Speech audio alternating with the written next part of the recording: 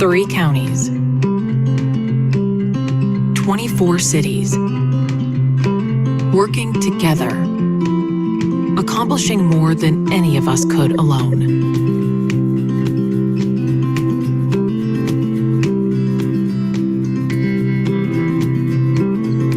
Whether your roots run generations deep, or you recently moved to Greater Portland, you are a part of Metro, the nation's only regional government elected by the people. Planning for the future, preserving what we love. Let's keep our region thriving for decades to come.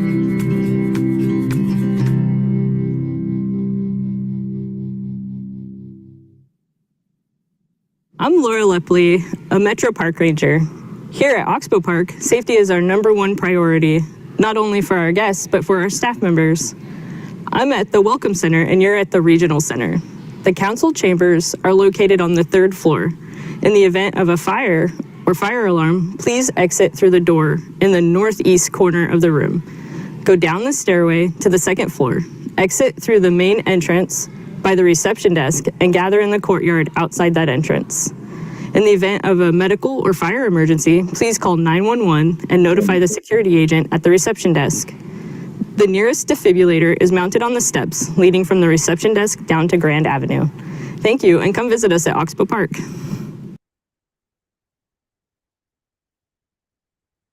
Good morning. I'd like to call to order the Metro work session for February 17th, 2026. I hope you all had a great Oregon birthday. Georgia, will you please call the roll for attendance? Yes. Councilor Nolan. Good morning. Present. Councilor Rosenthal. Councilor Lewis. Present. Councilor Gonzalez. Present. Councilor Wong. Present. Councilor Simpson is excused today, and Council President Peterson. Present, thank you. Okay, we have on our first thing on our agenda today, we have a presentation on Washington County Deflection Program. The Washington County District Attorney's Office, in partnership with other public safety and community support agencies, operates a deflection program for certain offenders. The program provides behavioral. Yeah. Sorry, what? Just got set up. The program provides behavioral support for residents and intersects with delivery of supportive housing services. I'd like to hand it to Councilor Gonzalez to introduce our guests. All right. Good morning. So great to see everyone. It is my pleasure to introduce an elected colleague of mine in Washington County, District Attorney Kevin Barton, and his team member Danielle Farr, who is a Deflection Senior Program Coordinator. They both proudly serve the West Side. Washington County has led a program in response to legislation that established mandatory deflection programs. Every county, to my understanding, in the metro region has one. It's delivered at the county level, and that diverts individuals into treatment services instead of jail. I'm eager for our council to learn more about this program, given its close connection to the holistic goals that we have in supporting individuals in our housing instability and or homelessness work, who are also in need of recovery. There's a gray area that we've all really worked to define more and define what those pathways to sobriety to stability, behavioral health support, to get the support they need for those folks to live happy and healthy lives.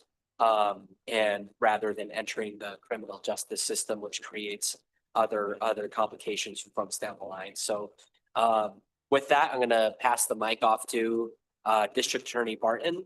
Thank you so much for joining us today. And yeah, I know you have a presentation, then we can have some questions and hopefully a good dialogue. Well, thank you, Councilor Gonzalez. Thank you, other members of Metro. My partner in crime here, Danielle Farr, is our deflection coordinator.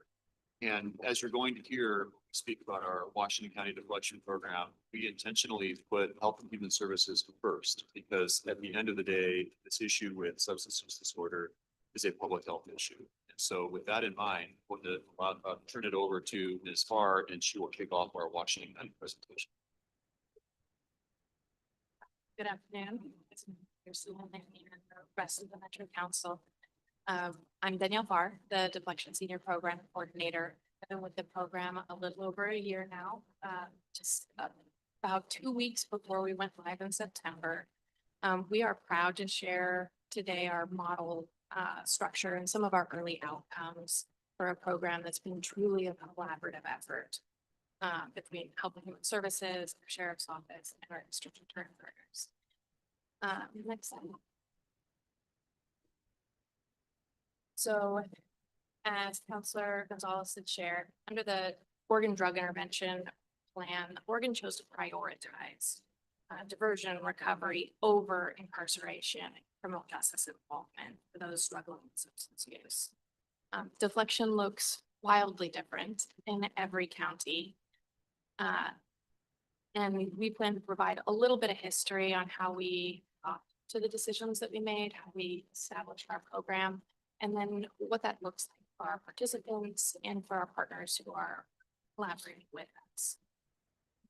In addition to the structure that makes all of this possible, we'll talk about participant experience for our 6-month high contact model.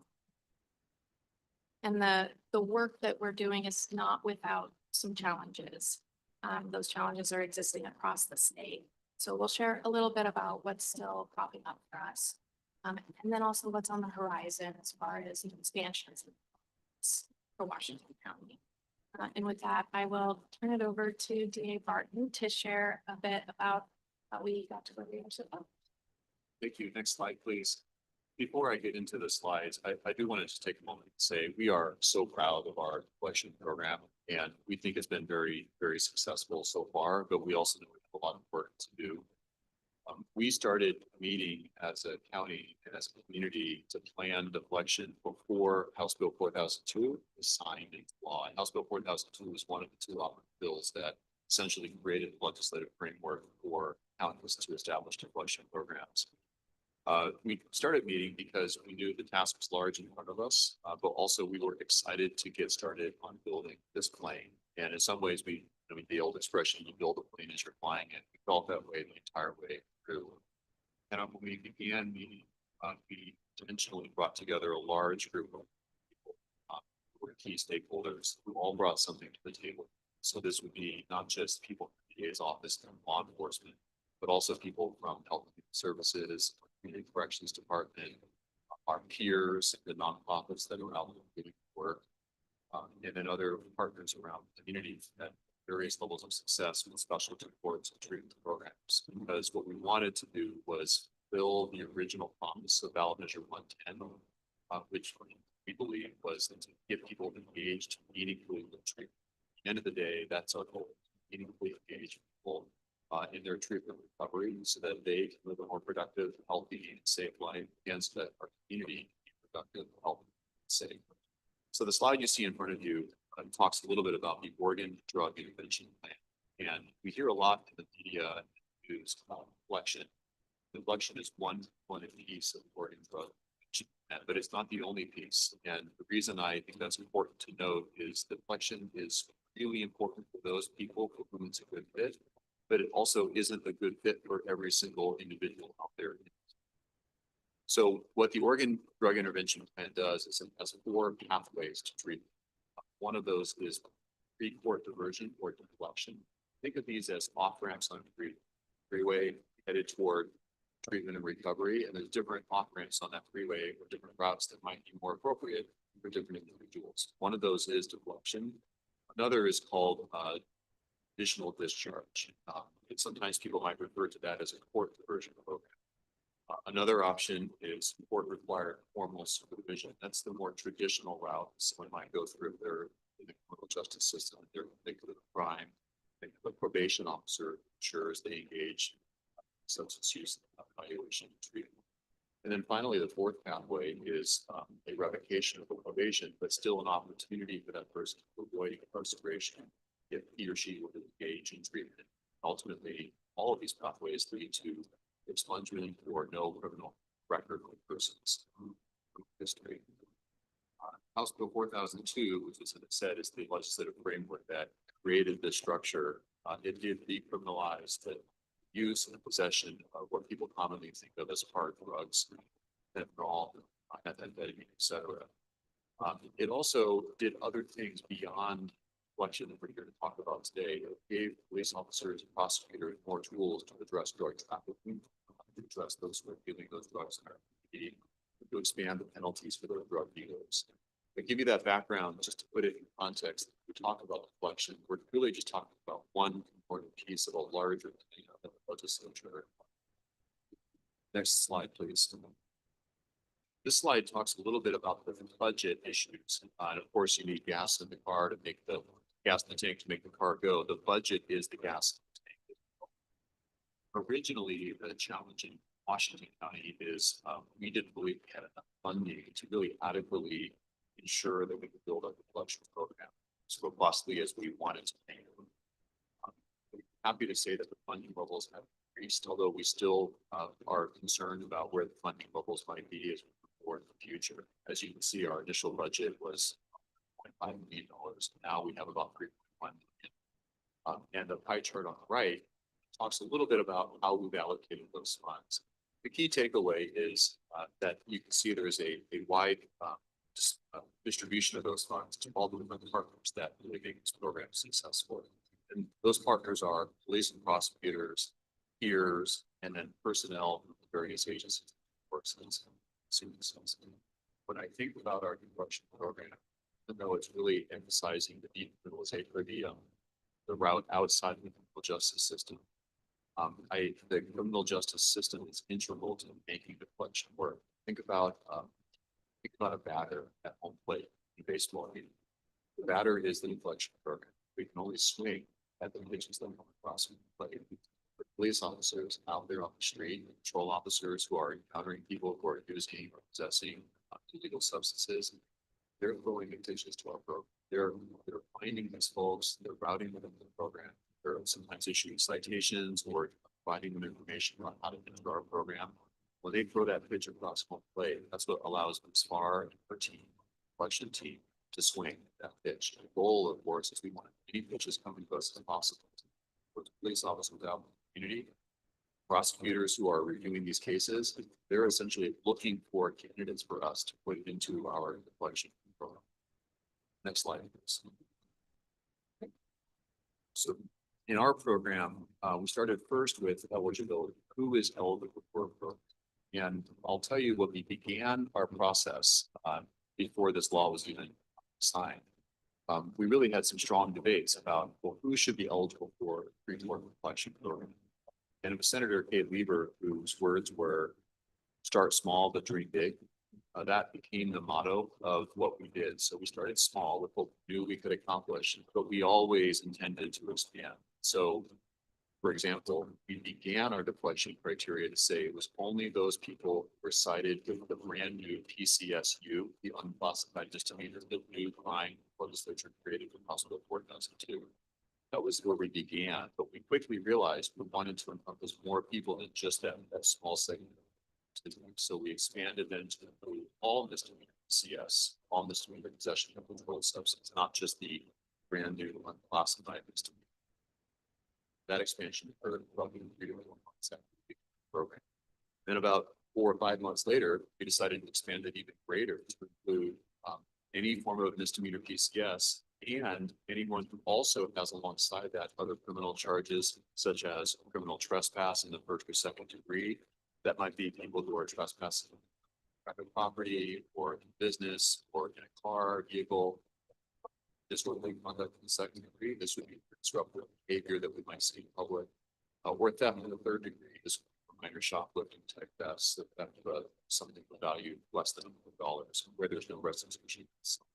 We realized early on in the process that those charges were not possession of controlled substance charge, and our goal was to try and capture as many people as we could within our program. We also created some rules that we wanted to focus on people who weren't already in the justice system. The goal here was to reflect them away from the criminal justice system, but when people were already involved in the criminal justice system, we didn't believe deflecting in one case, but the case would make sense. So we decided to focus on those who aren't currently involved, which means they're not currently on formal supervision. They hadn't deflected their other PCS in the recent history in the last year. We also did not want people who were committing violent felonies where they had a violent felony in their that would be a good candidate for a program intended to deflect people in the system. That's where our program currently resides, where we have a relatively sizable net to capture people who are possessing or using legal substances. They may be involved in other criminal activity, but it's relatively minor. It's really gentle to their related to drug use. Not already involved in the justice system, the way that would be confusing when we try to collection program on one day supervision, one court process to do. How does someone enter into collection? As I indicated earlier, our law enforcement partners right now are the primary way that we're able to discover people who might need legal services. The law enforcement personnel will go out there and they'll either make a citation or an arrest. The vast majority are citations. So this means essentially they're given paperwork and they're told that they're charged with a criminal charge or potentially charged, that they may be eligible for a collection program. And then we cite them to appear in court within a week. And that's an important distinction too, because the normal process for a criminal citation is usually about 30 days away from decided. But we met early on, we realized one of the challenges with the population we're dealing with is that we didn't want them to fall back. We waited upon to be in the moment of contact on the streets. The person was required to show up to court. We knew if that occurred, we would frequently continue to use and overdose. They would be less likely to go to court, which would create other criminal charges and ultimately trying to avoid all let's shrink the amount of time that we create people to show up in court as soon as possible. So we shrink it to a week. The goal though is we never want to show up. The goal is in that week, hopefully as soon as that day of the citation, we want to engage in what we call a warm, which means that person who's been discovered to be dealing with a substance use disorder, get a peer out to that person as quickly as possible, get that peer to start engaging with it, and talk to them about the different pathway that we get to the treatment so that we never have out his office and be engaged in the criminal court process. So that's why our deflection peers begin outreach efforts immediately. The gold standard would be this really has to do with staffing and resources. If the officer got on the street and interacts with that officer to get a peer out there right then, that would be the gold standard. The officer can literally say to the person, hey, got my friend John who's here. John has been in your shoes. John can talk to you about the resources we have. So John, take it. That's the gold standard. And we're striving to get to that gold standard. But in the meantime, sometimes it's the next day or the day after that. If our peers aren't able to make one day of or within that week time period, then that person before the meeting, they decide to show up. But we literally have someone in the hallway before they walk in the courtroom say, hey, stop. Before you go in that courtroom, talk to us. Let's see if we can what. The goal is to get people out of that criminal justice process in meaningful engagement treatment. And we just try as many times as we can before that court date happens. And then of course, if someone is eligible for the collection program with the eligibility criteria that described above, get that treatment, that substance use, which you know as quickly as possible. Next slide, please. One of the biggest questions is, well, what counts as success? And actually, I was asked this question many times in the lead up to House Bill 4002. EA Barton, how will you determine whether or not your deflection program is successful? And I thought a lot about how do we define success as a community and what are we really going for? And at the end of the day, from the EA perspective, there were two things that I thought were really important. One was the health of the individual, which is to reduce overdoses, to reduce the prevalence of substance use disorder. The other is the health of the victim, to make sure our community is safe. Safety. So both looking at the individual and the community. Our programmatic definition of success requires three primary elements. The first is the person must complete a substance use disorder assessment. This is done for every individual. Always do this to make sure we're assessing what are this person's unique individualized needs, so we can ensure that our deflection program is tailored to meet whatever he or she might need. Second, is the person needs to successfully engage in the substance use disorder treatment recommendations from that assessment while they're in our program. By the way, our program is a 6-month program. So generally speaking, although we've had 1 or 2 exceptions where we've allowed someone to essentially graduate earlier, generally speaking, it takes 6 months to finish Washington County's deflection program. That's important because 6 months gives us the time to ensure that we're meaningfully engaged in that treatment process, which is the goal of our program. And finally, someone successfully complete Washington County's deflection program, in addition to the evaluation and engagement and treatment, our team supporting them for those 6 months decides that final prong. Do we believe this person will more likely than not continue to successfully engage in treatment once our program ends? I think of it like if you ever taught a kid how to ride a bike, only if you pushing not wearing training wheels on their bike, and you make a decision to let go. As a parent, you make the decision you believe probably they'll continue to be able to continue riding that bike. More likely than not, they're not going to fall down. That's really our standard. If we're going to let go, we want to believe that we're likely not, we think this person will succeed.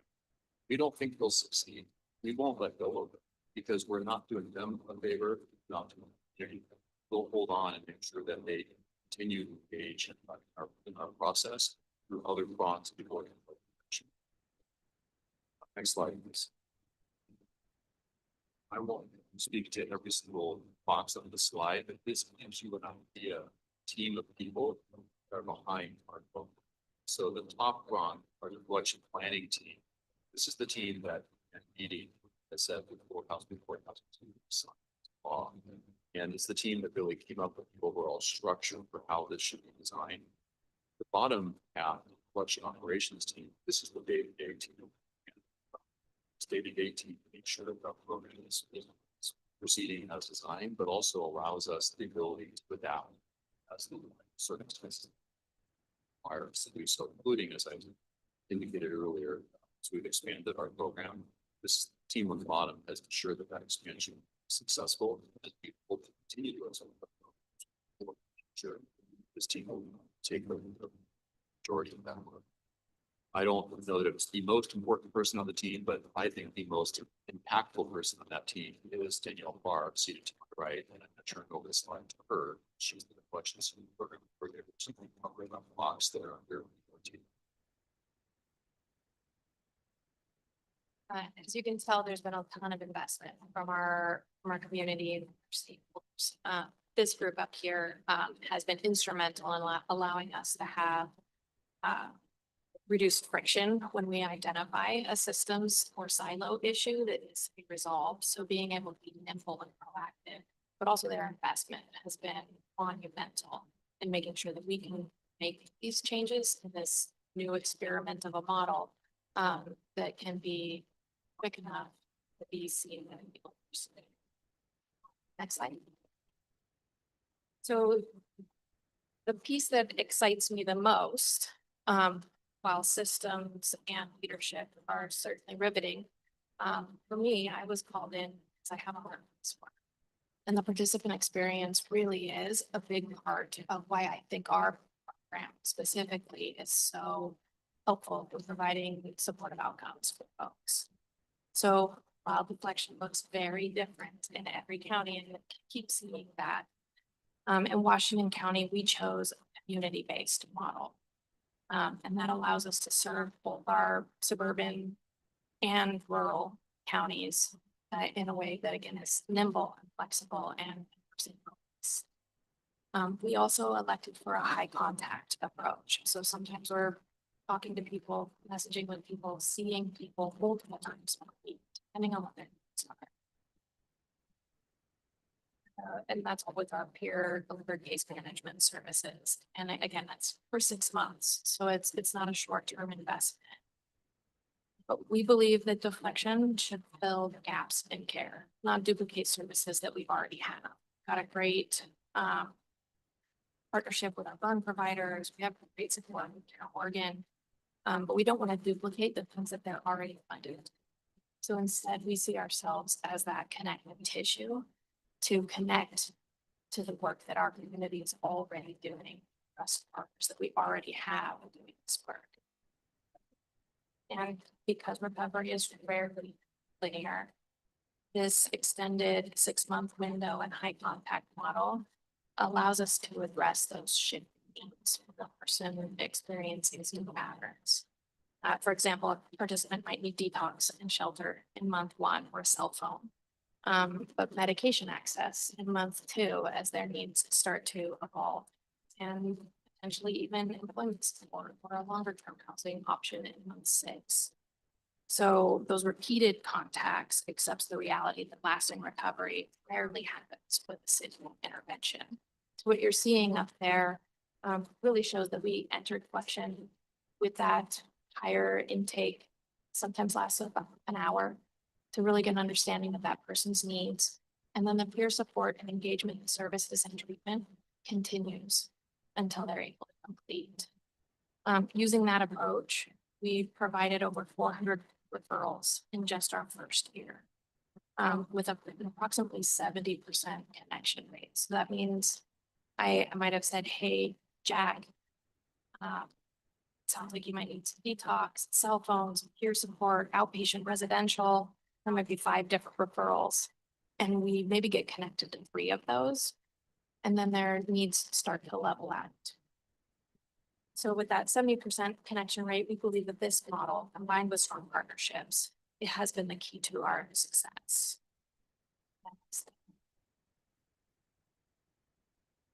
So these thoughtful decisions have been monumental effort from the start. Kevin touched on this earlier, but we've been working before we started working. I think this particular type of intervention has been something that's always been on the hearts of everybody who is a stakeholder in our program. From the passing of HB 4002 and the last short session, the work really started in earnest, and that allowed us to be able to go live and launch our program in September of 24 and reach our 100 participant milestone this past October. We have been learning and evolving, shifting, growing ever since we started. That deep investment again allowed us to be nimble and thoughtful. It's been a requirement of mine, but we don't, while this is an experiment, we let the burden and the cost of that experiment lay on the admin shoulders and never on our business. So each change is thoughtful, so that we can make sure that we're not experimenting when people are already going through quite a bit.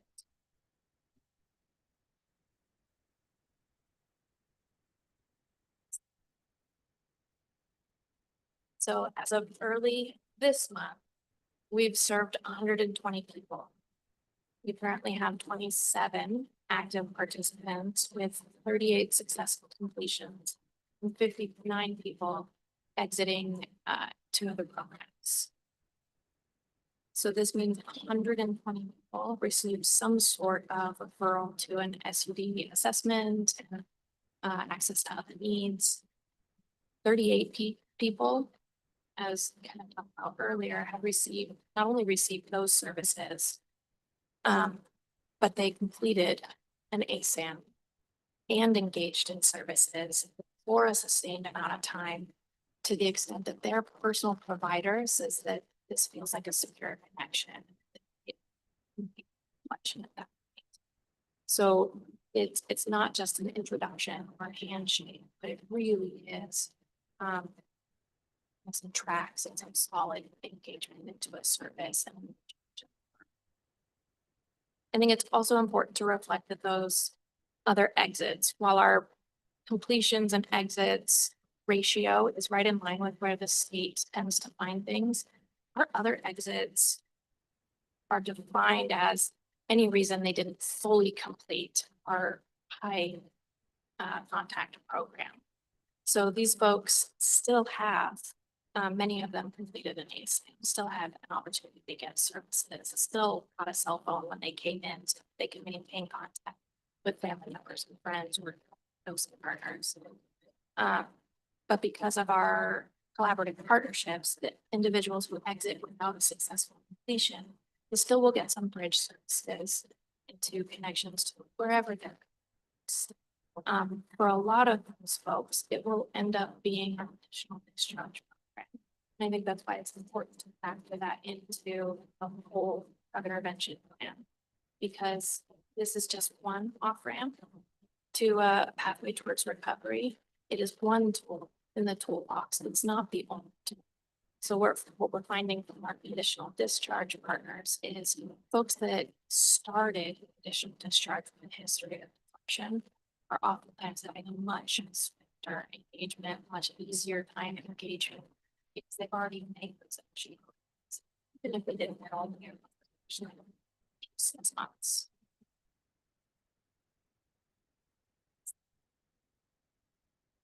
Again, we talked about some of the thoughtful nature of how we designed our programs. One of the things we wanted to do with something new was make sure that the people we're serving is approximating the people in our community. So this chart compares race and ethnicity of the deflection participants in Washington County.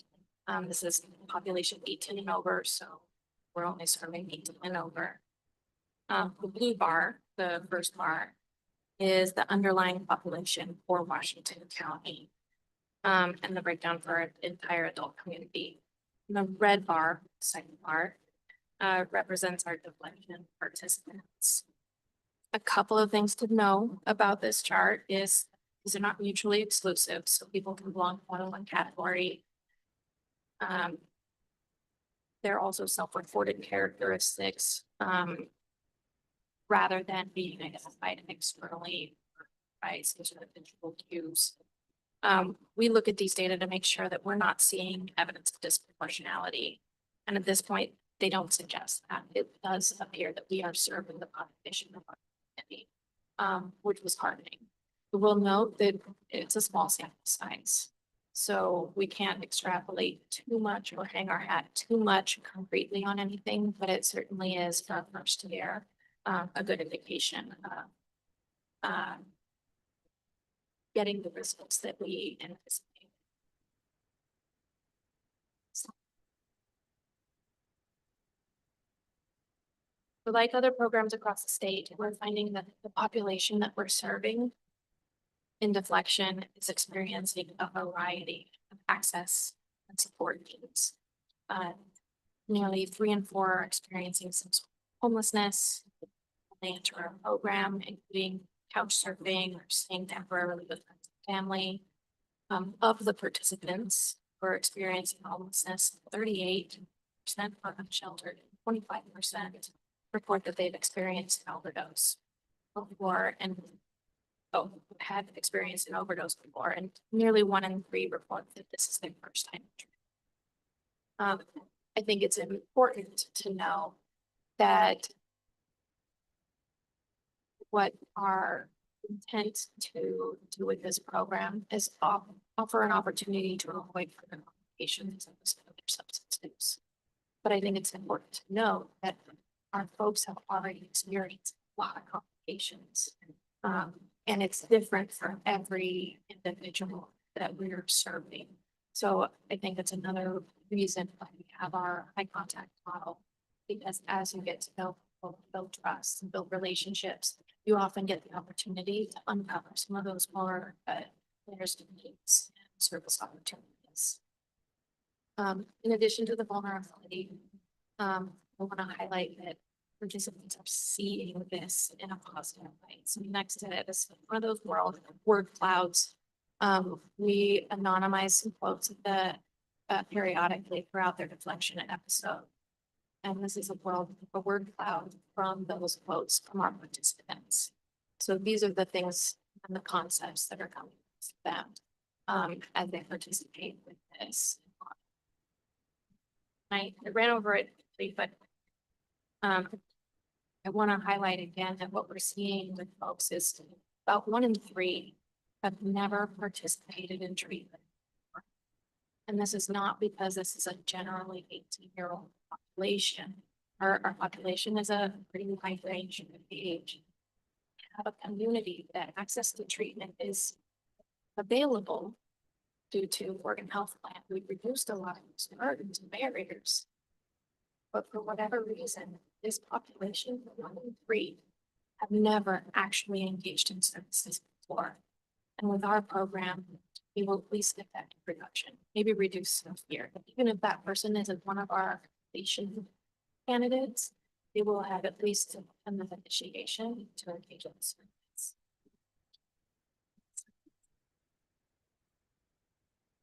So while we're proud of these accomplishments, we continue to face significant challenges.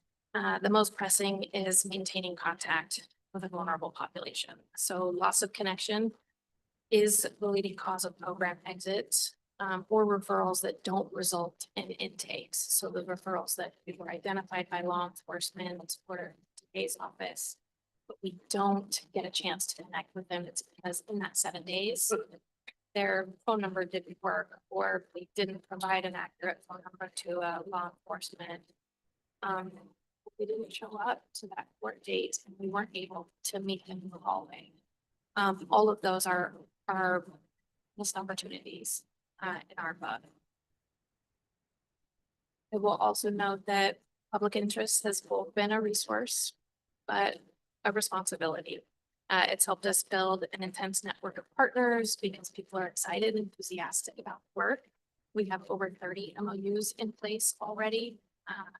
At this time, it also requires us to be very transparent, responding frequently to data requests, opportunities to present to folks who are interested, sharing those program insights, and bridging knowledge gaps when the program's complexity isn't understood.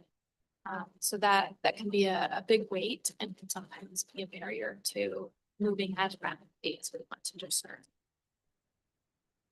Also balancing participant priorities, managing diverse partnerships, and holding transparency in a public program. It's further complicated by the evolving program and funding expectations. So with public interest comes legislative interest, and the intent to fix things can kind of shake our foundation.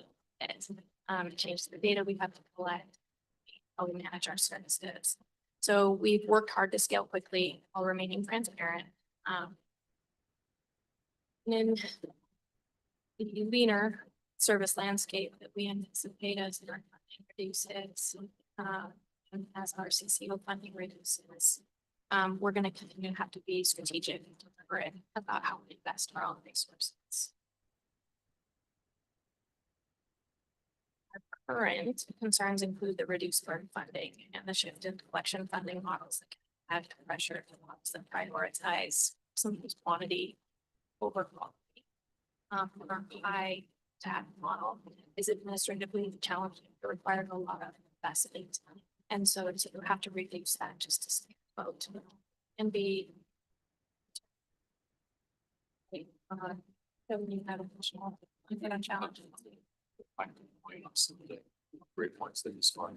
So I've also in the criminal justice process and system. Process TA, you've heard of that name. That's when someone doesn't show up for work. But remember our program, like give them before they have to go to work. In between that moment, it's not the opposite to how that work takes 7 days later. We want to have contact here, but sometimes we can't engage because we can't find we lose them. And that higher loss of contact is one of our biggest challenges. Even though we shrink that 30-day period down to 7 days, the perfect world, we can shrink it down to that same day or the very next day, and have that one and all have the same control officer as here right out there. That's where we need to go. Won't be able to get there though unless we have resources and personnel to do that. And then there are some challenges. We have environment in Washington County, large geographic area. The challenge when you have your peers are over in Hillsborough one day, but the police officer is not all the time, vice versa. So trying to figure out how to make that work is a lot on challenges. And every person that we lose contact with, we see as a stop for our person successful. That's a real issue. The high public interest and scrutiny is frankly a challenge because everyone has an idea of what they think election should be. If you were to ask 10 politicians what it should be, you're going to get 10 different answers. That's not a bad thing, but it's a challenge that we have to deal with because people superimpose their opinion about what this should be on the program. We have practitioners who really need to design a program for what that's working. And that's where we get into the quality versus quantity. As you can see, a program that takes 6 months to meaningfully engage people in treatment. Let's go. We believe in the logic of not forward. That program is not prioritizing numbers, it's prioritizing. There are models of this program that prioritize how many engagements, how many clicks can we get on even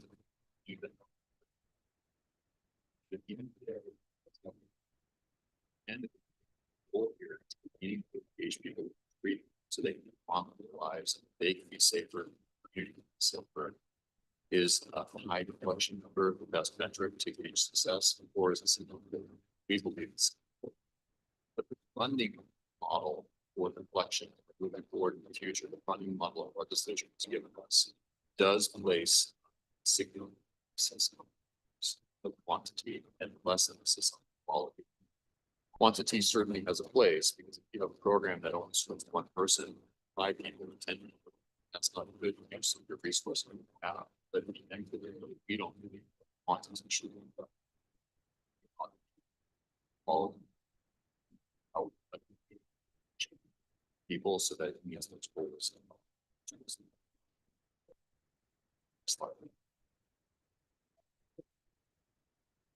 Yes.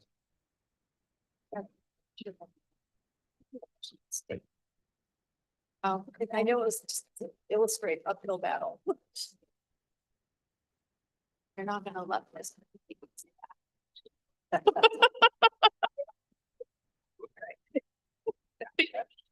I don't quote me on that, but I can loop back and find out for sure. I will circle back for certain. It was a rocky path up towards a mountain. That's just what my specification says. So looking at our strengths, we are confident in our ability to meet each of the challenges that we listed momentarily.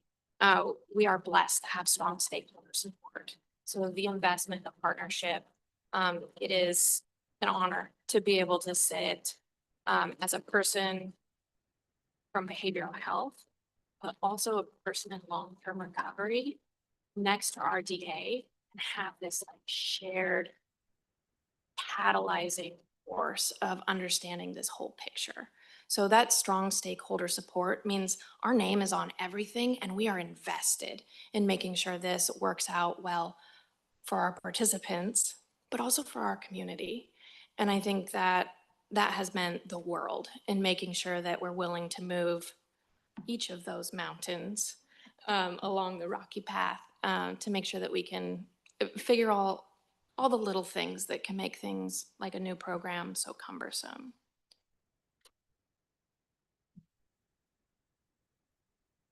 So our strong stakeholder support and authorship allows for that continued investment. We have early data that shows that we're on the right track. Our participant experience, the feedback we're getting from them, the improved outcomes for those folks, all of that shows that we're definitely on the right track and the foundation we've built is scalable. But it also provides encouragement for all of us doing that work. We find one of the biggest challenges across the state, the feedback that I get is they had early investment due to excitement and hope. But after not seeing it be the miracle cure to all houselessness, substance abuse, and crime, sometimes you feel a bit disheartened, and law enforcement might reduce their investment. But because we have such close ties to these, our law enforcement's still excited. Our partners are still very invested. So our ability to show these positive outcomes just snowballs into continued engagement from our partners. Next slide. So we have a lot we're still excited to do. So new programs have a lot of startup tasks, contracts, legal, policy procedures, but we continue to gain credibility and buy-in. These next steps look to address some of the challenges that we described earlier, primarily that loss of contact, and the inevitable administrative burden of a new program. Our first, or I guess the soonest to become operational, will become our new data management software. We found that needing to resolve the challenges of managing CGIS data, which is the data that our law enforcement and DA holds, also the 42 CFR Part 2 data, which is the data that our that we receive from our partners, the treatment providers, the treatment reports from our participants, and we become a lawful holder of that information, but also the HIPAA data that we in behavioral health are creating. So the challenge of managing that in one location with the appropriate set of agreements, we're excited to be able to have this new software that keeps everything in one place and eliminates some of the administrative burden that we see. We're also going to begin jail in-reach efforts. And for me, this is very exciting because we didn't mention this before, but we do have a 30-day FTA grace period. So if you're not at that first arraignment, and if we do have an opportunity to connect with you, I can call the DA's office and say, hey, we found Susan. She says she was interested. She just had insert reason she didn't come to court. And it seems like she's really going to benefit from this. Can we get her in?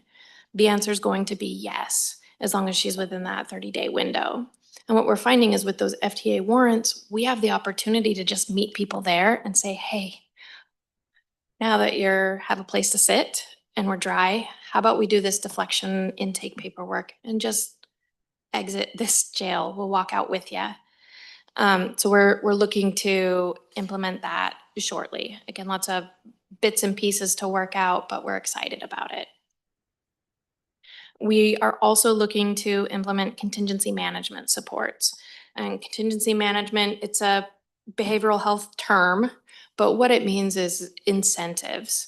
So folks will get gift cards or some sort of incentive to when they've completed the milestones in their program.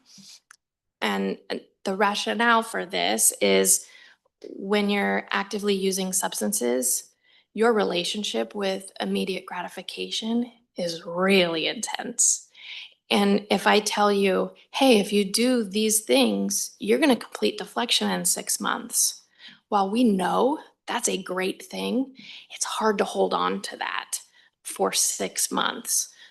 For the same reason as we moved that FT or that initial arraignment to 7 days, some of that urgency is critical. So applying these contingency management or small incentives for folks gives them an opportunity to still meet that piece of their brain that is needing some immediate gratification, but allowing our whole program to work. We also plan to add some non-citation tracks. So we currently have the officer intervention model, which is citation-based. It's 6 months long. We're going to offer a non-citation pathway for folks who maybe don't want to get a PCS charge, but would still like to participate in deflection. And so in doing that, it allows for us to still engage with that 6-month connective tissue for our service landscape without having to get a PCS charge, because certainly if we can make that available, we want to. And we're going to continue to build on our additional service partnerships. We have 30 MOUs and counting now. I just got a call today for another one for another provider partnership.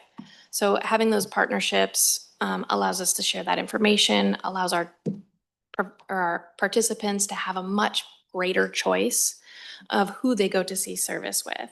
So looking forward to that as well.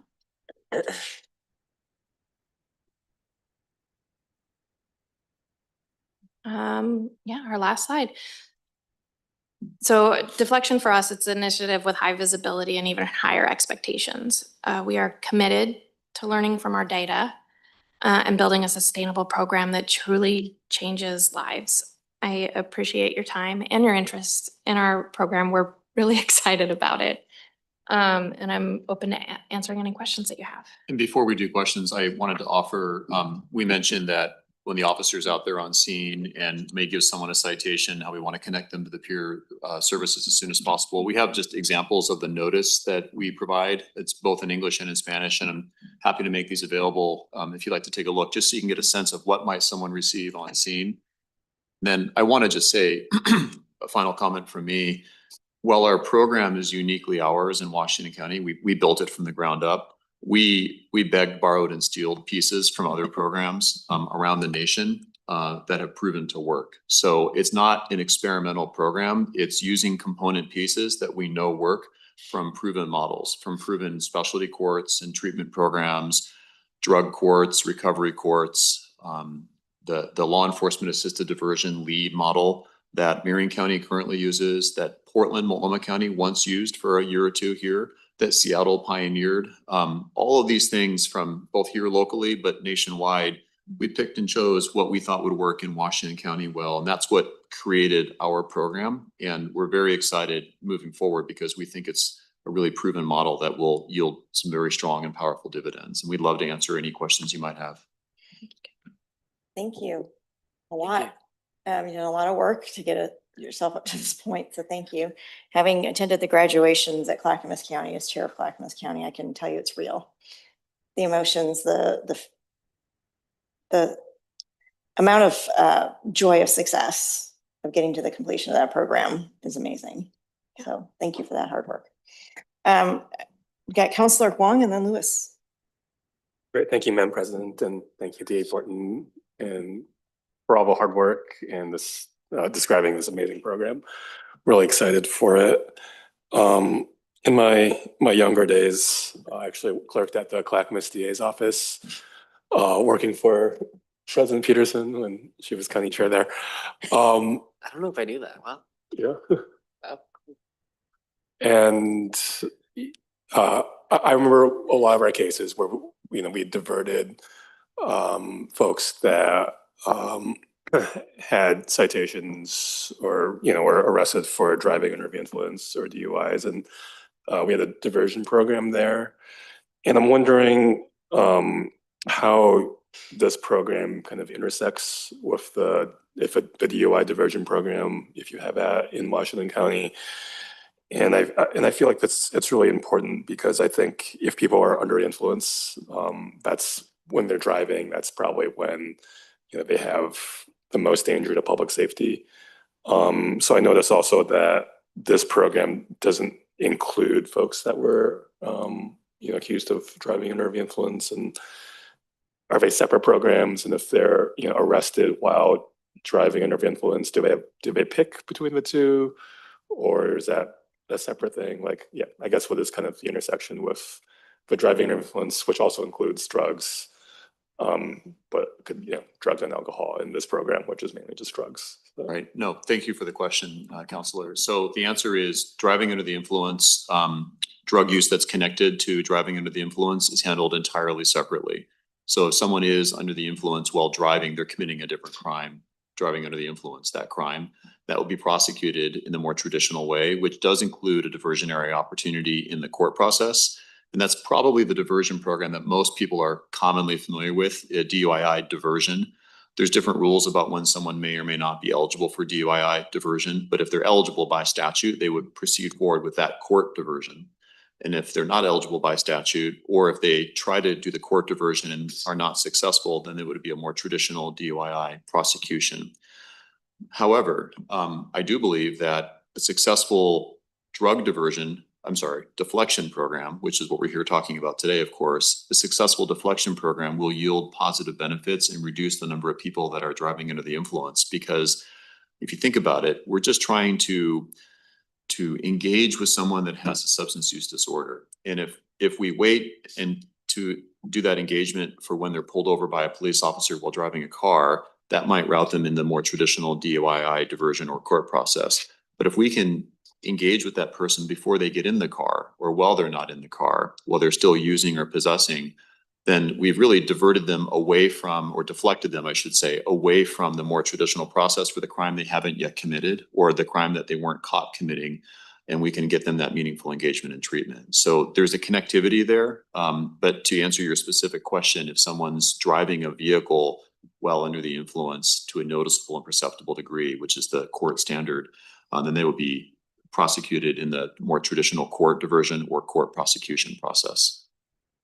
Has there been any consideration of linking the two? Because I know it was like property crimes and things like that, but is Well, I think the challenge, policy-wise better to separate them? the challenge with that is there's a separate and unique public safety connection to someone who makes the voluntary decision after having used illegal substances or legal substances, alcohol, makes the voluntary decision to get in the vehicle and drive, because that puts that person and other people in the community at risk. So there's no appetite for deflecting someone away once they've committed the crime of driving under the influence. We already do have a diversion process, which I think is robust and frankly works very well. So people have the opportunity to divert their crime. You know, diversion, deflection, these are different ways of saying essentially move them away from the traditional court process. The benefit of a diversion program is you have more of the robustness of the criminal justice system and the resources that are attendant to that, surrounding that, to make sure that they are being engaged appropriately. Deflection is by definition a much lighter touch, and it's voluntary. You can't make someone deflect. They have to choose to want to deflect. For a DUI process, it's voluntary for the person to divert, but if they don't divert, they get prosecuted. So they can choose door number 1 or door number 2, but they're going through one of those doors. And we want to make sure that we have that robust resource surrounding them because of the significant public safety connection with someone choosing to drive a vehicle while under the influence. Thank you very much. That's very clear. You bet. And I would, if I could, I would also note, Councilor Hong, if the intention for deflection is connect to treatment and services, they're doing that through the DUI diversion. So again, we don't want to duplicate services that are already being funded. Our funding is limited, and so reducing our impact but increasing our numbers is not something that we would want to do. So what I would note is, again, deflection is not the only tool in the toolbox. Our DUI diversion is as well, has been around a while and is working well.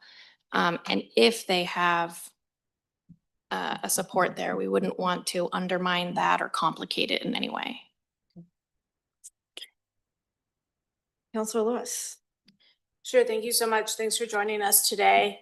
I think we obviously all have an interest, just as civic leaders involved in systems and in particular in innovations, to really make sure that our government's meeting the needs of people, and you've met that today, and in fact far exceeded that standard. But one of the main reasons I think we've invited you is because of the work that we're doing in support of housing services, obviously with our tax and cooperation with the 3 counties. Many folks use and abuse drugs while perfectly stably housed, but many of the folks who we are interacting with in the homeless system have behavioral health and addiction challenges. And we saw many circular conversations as we were rolling out this tax with the 3 counties, where different systems were pointing at each other and saying, no, that's your patient. No, that's not our patient, that's your homeless person. And we're really wanting to go to the next level beyond that, where the system realizes that people will need support from all sides of the system, medical and behavioral health, legal supports as you've described, as well as housing. So I have 2 questions for you. One, how much of what you do is through contractors? In particular, do you directly employ your peers, or is that through a contract with nonprofits? And then are those nonprofits some of the same nonprofits that we work with? And how can we better be aware through case managing, through housing resources, of how to target our nonprofits to prioritize this population? It's not that big at the end of the day. If you're looking at 120 just for one county, that feels to me like a way that we should definitely be incentivizing resource spend. And then the third question is, with those other exits, how many of those other exits, which are about half of your system, how many are to a fully medicalized exit or state hospital slash a residential treatment program of sorts where they don't actually have autonomy anymore? Thank you, Counselor. So to address your first questions, I believe you're asking about, are we using contractors? Yes, 100% of our direct service is through contracted providers. And yes, they are the same as are available in the Tri-County area. We use the peer company and 4D recovery services to provide our peer case management and outreach peer delivered services. So 100% of that is contracted providers. What we get from that is a wealth of experience, a great commitment to the work, and they're consistently invested in what we're doing. I think your next question was about housing partnerships. So we do find that a lot of our folks who are coming in through our doors are unhoused. We work quickly to make sure that they're on that housing wait list, they're doing their community connect assessment, or if they have one already, they're providing an update, because I find that sometimes folks get, again, if it's a hope to have an outcome in a few months, sometimes the urgency gets lost. So just encouraging people to update their assessments. We may make sure that that happens regularly. We also have someone from our Washington County Housing who is kind of just monitoring on the back end and attends some of our DOT meetings. If you recall the tan and blue slide of all of the people who are invested, one of those is Washington County Housing. And so she has access to our records. Because they contract, it can be closed loop communication, can be challenging because the participant doesn't always have a release to us, but she can at least notify them, hey, a deflection opportunity has come up. Hey, we wanted to let you know that this person has a court date if they don't get connected with deflection. Or, hey, if you want, the case manager and the other case manager and you can meet together if that feels scary or concerning. So they've done a great job of helping to fill in some of the gaps, because again, it's a vulnerable population with a lot of complex needs. And they oftentimes have some insight into how we can tailor our approach to be most impactful without causing more harm. And I think there was another. Yeah, the third question was about the 50% or so that had other exits, and about if you engage the medical system or kind of civil commitment as any of those exits. I am not aware of a single medical commitment from any of those folks that were other exits. Primarily, they're either lost to follow-up, again, that high rate of lost contact.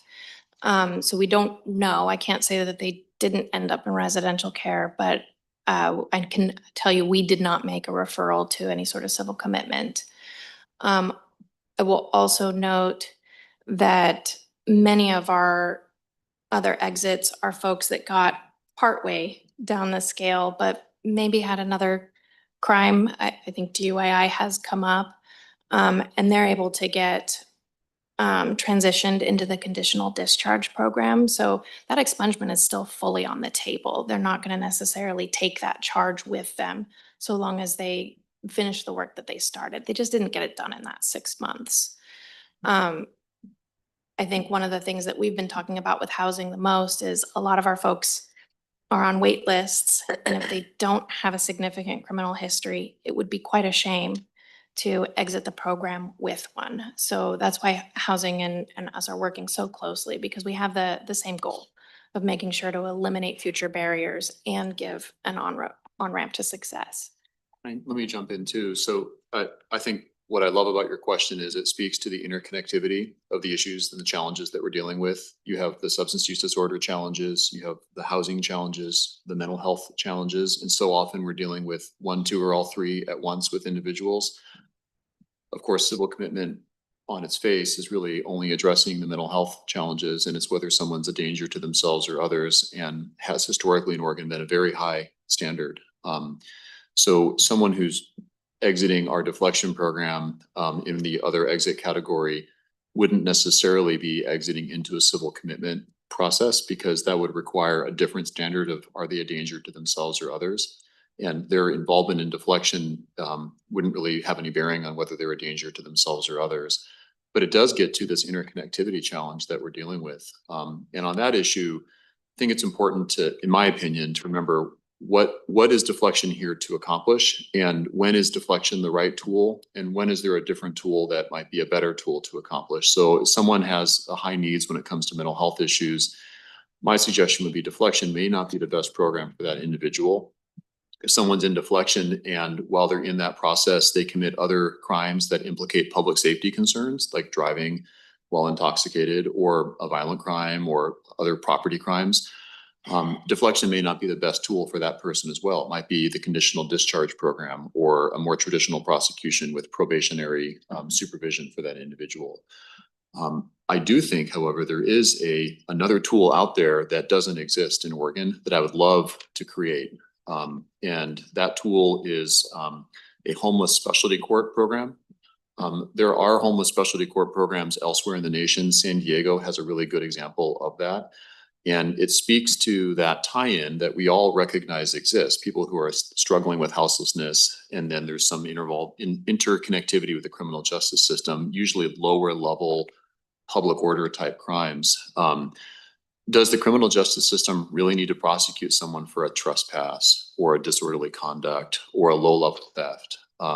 Sometimes the answer is yes, but I believe it doesn't always need to be the answer of yes. And if we had a better tool out there that could divert people away from the justice system and get them connected to those resources with some of the structure available that we know is successful from the proven model of specialty courts and treatment programs around the nation, including here in Oregon, I think we would see more people meaningfully engaged, more people housed, and fewer people in the criminal justice system. And that requires, however, the funding and the political will and the buy-in from communities to create these houselessness or homeless specialty programs, which I would love to do. We need the funding and the buy-in to do it. And I know that's not why we're here today, but your question just gave me an opportunity to say how much I think there's a great need for that. Awesome. Thank you. And to start a new court in Oregon like that, you just need a judge. You don't even need state statute, right? You don't need a statute. That's correct. You need a judge and you need funding.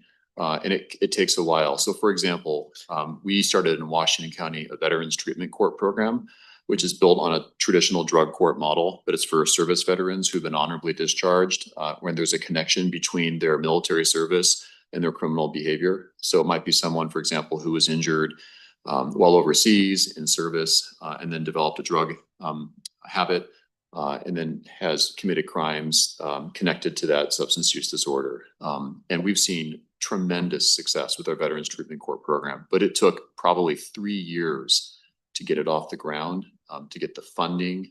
In fact, it relies on federal grant funding, not state funding, to get the buy-in from all the different stakeholders, and frankly, to find the bandwidth on our overburdened and overtaxed court and criminal justice system. So it takes a lot of effort to get one of those off the ground. The Criminal Justice Commission has a lot of experience in Oregon with the Justice Reinvestment Program and helping to fund and provide oversight for successful specialty courts and treatment programs. So there's a proven pathway there. It just would require the funding and frankly, the bandwidth from the involved partners to make it happen. Thank you. Yeah. So we've got a whole nother panel coming in of guests, and I just want to be respectful to their time because we've gone over. And so Councilor, if you can ask a quick question, and then Councilor Gonzalez, can you wrap it up? Thanks. Yeah, well, first, well, my questions weren't real quick, but I guess I'll just settle for one. What do you think your biggest successes have been so far?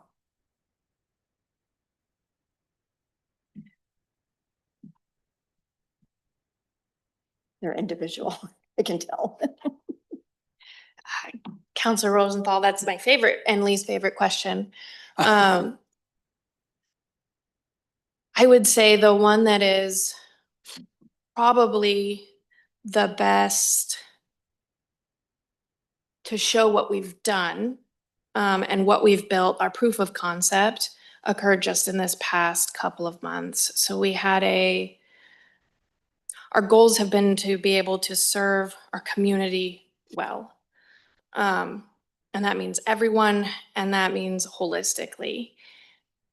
And very recently, we had a monolingual Spanish speaker who came in, they started on fire, they were excited.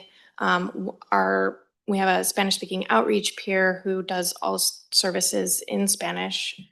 So it was linguistically appropriate. And she was able to get the individual into services, help them access detox.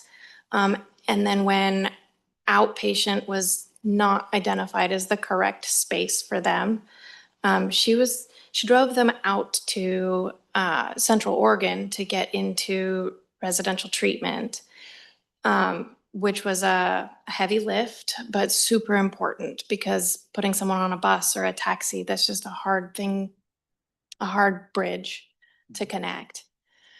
From there, that individual left, and it was heartbreaking for all of us because we really wanted to see this continue for them. And we didn't hear from them for months. That loss of contact persisted.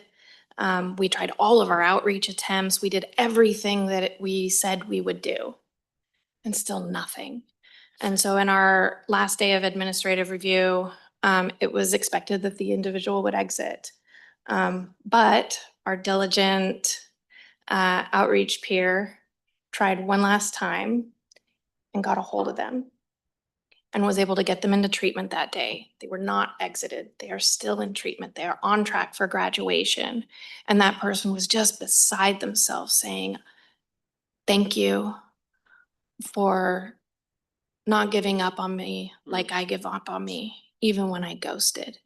And I think that's our proof of concept, saying that we're gonna keep trying, we're gonna fill in those gaps in whatever way you need so that we can make that connection. So I think that's the story that shows all of our efforts are in the right, I think our tools are in the right buckets. We're doing things the right way to be able to make those things happen. So that's probably my answer. Thank you.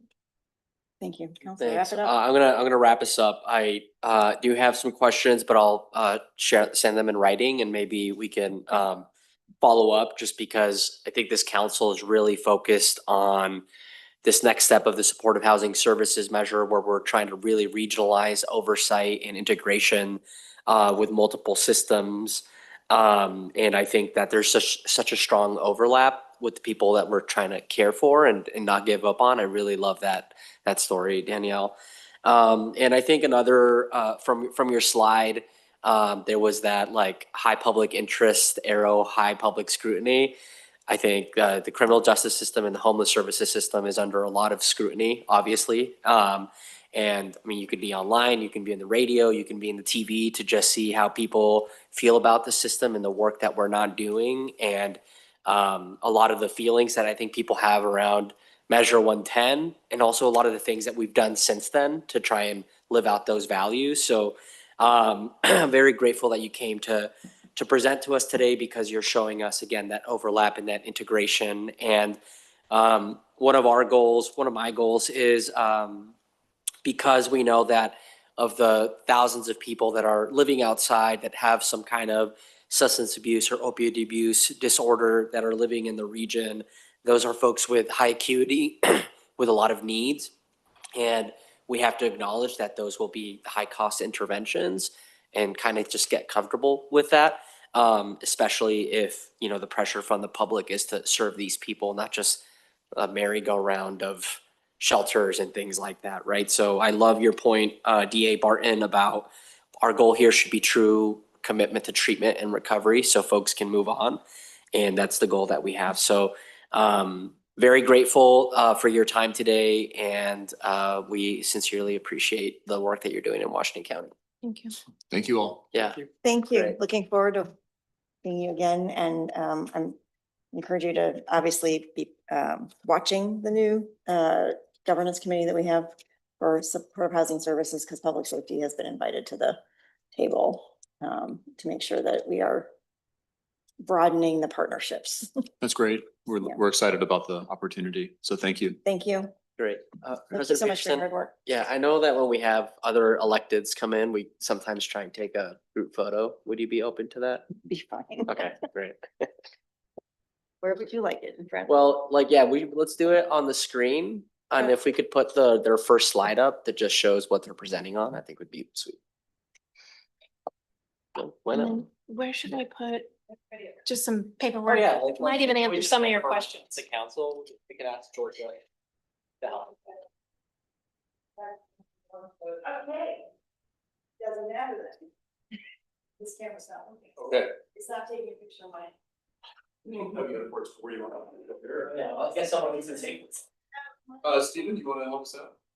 And Georgia, can you take that? Oh, okay.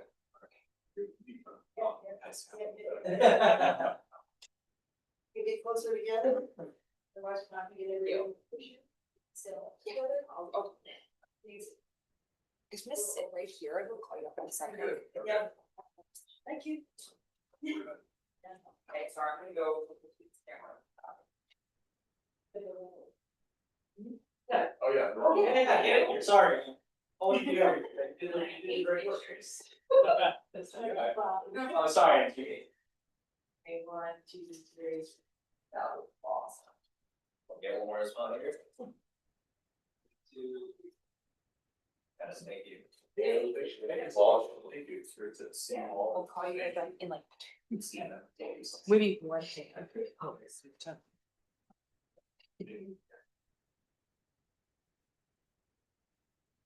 All right, thank you.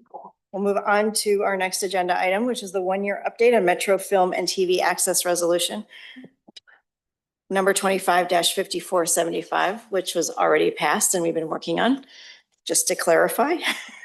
This council approved that resolution to increase access to Metro's park and natural areas to better support community use and film and television industry partners who love to work on our visually stunning properties. Council directed staff to identify changes that would streamline special use permits to show off those sites and support economic development by providing film and TV jobs and encouraging tourism. Today is our opportunity to formally hear from our staff about those changes, as well as from industry partners who have joined us to share their experiences today. We'll begin with an update from our DCOO, it's really hard, Deputy Chief Operating Officer, Andrew Scott, and Parks and Nature Director, John Blasher. Great. Andrew. Thank you, President Peterson and councilors. I'm Andrew Scott, Deputy Chief Operating Officer. Excited to be here today. I'm joined by John Blasher, Parks and Nature Director, who you will hear from shortly. And we're here as well as some other invited guests. So welcome. Good to see you again. We're here to provide an update, as President Peterson said, on Resolution 25-5475. And if we can go to the next slide, I'll just quickly go over a little bit of intro and the purpose of today's update. We're going to provide that short overview of the Parks and Nature special use permit process, things we've found since you passed the resolution last year, areas where we may need some additional guidance from council moving forward, talk briefly about what's working well in the permitting process, and finally our plans for next steps. Before we get into the presentation, I do want to note that last year's resolution applies across all Metro departments. It didn't specify any specific site or program. However, filming in parks and nature and natural areas was a significant focus in those earlier conversations. We wanted to make sure we had a complete picture, and so we did check with staff at all of our venues about their work with the film industry. We do get requests at our venues, but they're very infrequent, usually just 1 to 2 times per year on average. And because those venues are set up for events and they usually book indoor controlled spaces, the workflow for those requests is more aligned with a standard event contracting and not necessarily a permit process. So the resolution applies across all of Metro, but today we're going to really focus on parks and nature. and not talk much about the venues. And they really have been. Parks has been our primary partner in this work since the resolution passed. And so I'm going to hand it over to John, who's going to share some about the permit process that we use at our parks and natural areas. And then I'll come back and talk about some of the discussion points. Go ahead, John. Great, thanks. Is Mike okay? Great. Good morning, President Peterson, councilors. I'm Parks and Nature Director John Blasher. Appreciate the opportunity to be with you all to continue the conversations around the resolution and to strengthen our work with local filmmakers. I'd like to start by briefly sharing how Parks and Nature's special use permit program works. We can go to the next slide, please. So we know that parks, natural areas, and trails are important to the people in Oregon and the Portland metro region. Being able to showcase the natural beauty and critical habitat for a healthy environment through direct experience and through film, television, and social media is important.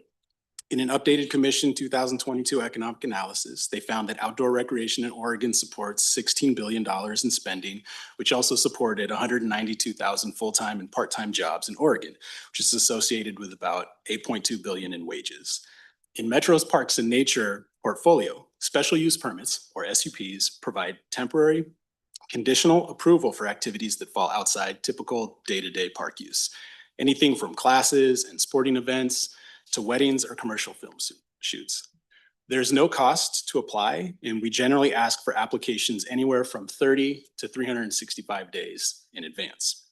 We typically receive around 245 applications per year, with spring being our busiest season for permit applications. Next slide. So once an application is submitted, we place holds on the requested space and engage our subject matter experts to review it. Those experts represent park operations, conservation, site-specific stakeholders, and activity specialists. We have two special use permit coordinators. They sharing sort of a part-time role each in that. So we have a dedicated point of contact for all those questions, intakes, and coordination that we have. Next slide, please. So when we get the applications in, we evaluate a lot of factors such as habitat and ecosystem impacts, safety, effects on other park users, and whether the additional staffing is needed. This is where we ensure that the proposed activity also aligns with Parks and Nature's mission. If concerns do arise, we work with the applicants to explore alternatives that address the identified issues. Next slide, please. So after approval, our team drafts the permit, calculates fees, confirms requirements such as insurance, portable toilets, completes any logistical and administrative steps. We track a range of data points to understand how the program is performing. So I'll show you a little bit of what that looks like in the next slides. So this slide shows our application volumes throughout the year for the past 3 years. You can see we consistently receive around 245 applications per year, with the spring being our busiest season for permits. The blue line is FY25, yellow is FY24, and the grayish purplish is FY23. You can see some abnormal spikes in 25 and 24, but overall it's been pretty consistent for the last 3 years. Next slide, please. So here you can see the outcomes of all of the FY25 permit applications. What this is showing here, to look at processing time, we'll also compare how far in advance an application was submitted. Sorry, I lost my spot here. And how long it took to actually process that application. This shows how responsive we are, especially when requests come in close to the activity date. On the graph, each dot is an application showing both lead time and processing time. Processing time is measured in calendar days, so weekends are included even though staff aren't reviewing applications on some of those days. Most applications were processed well within the activity's date, even those submitted with very little notice.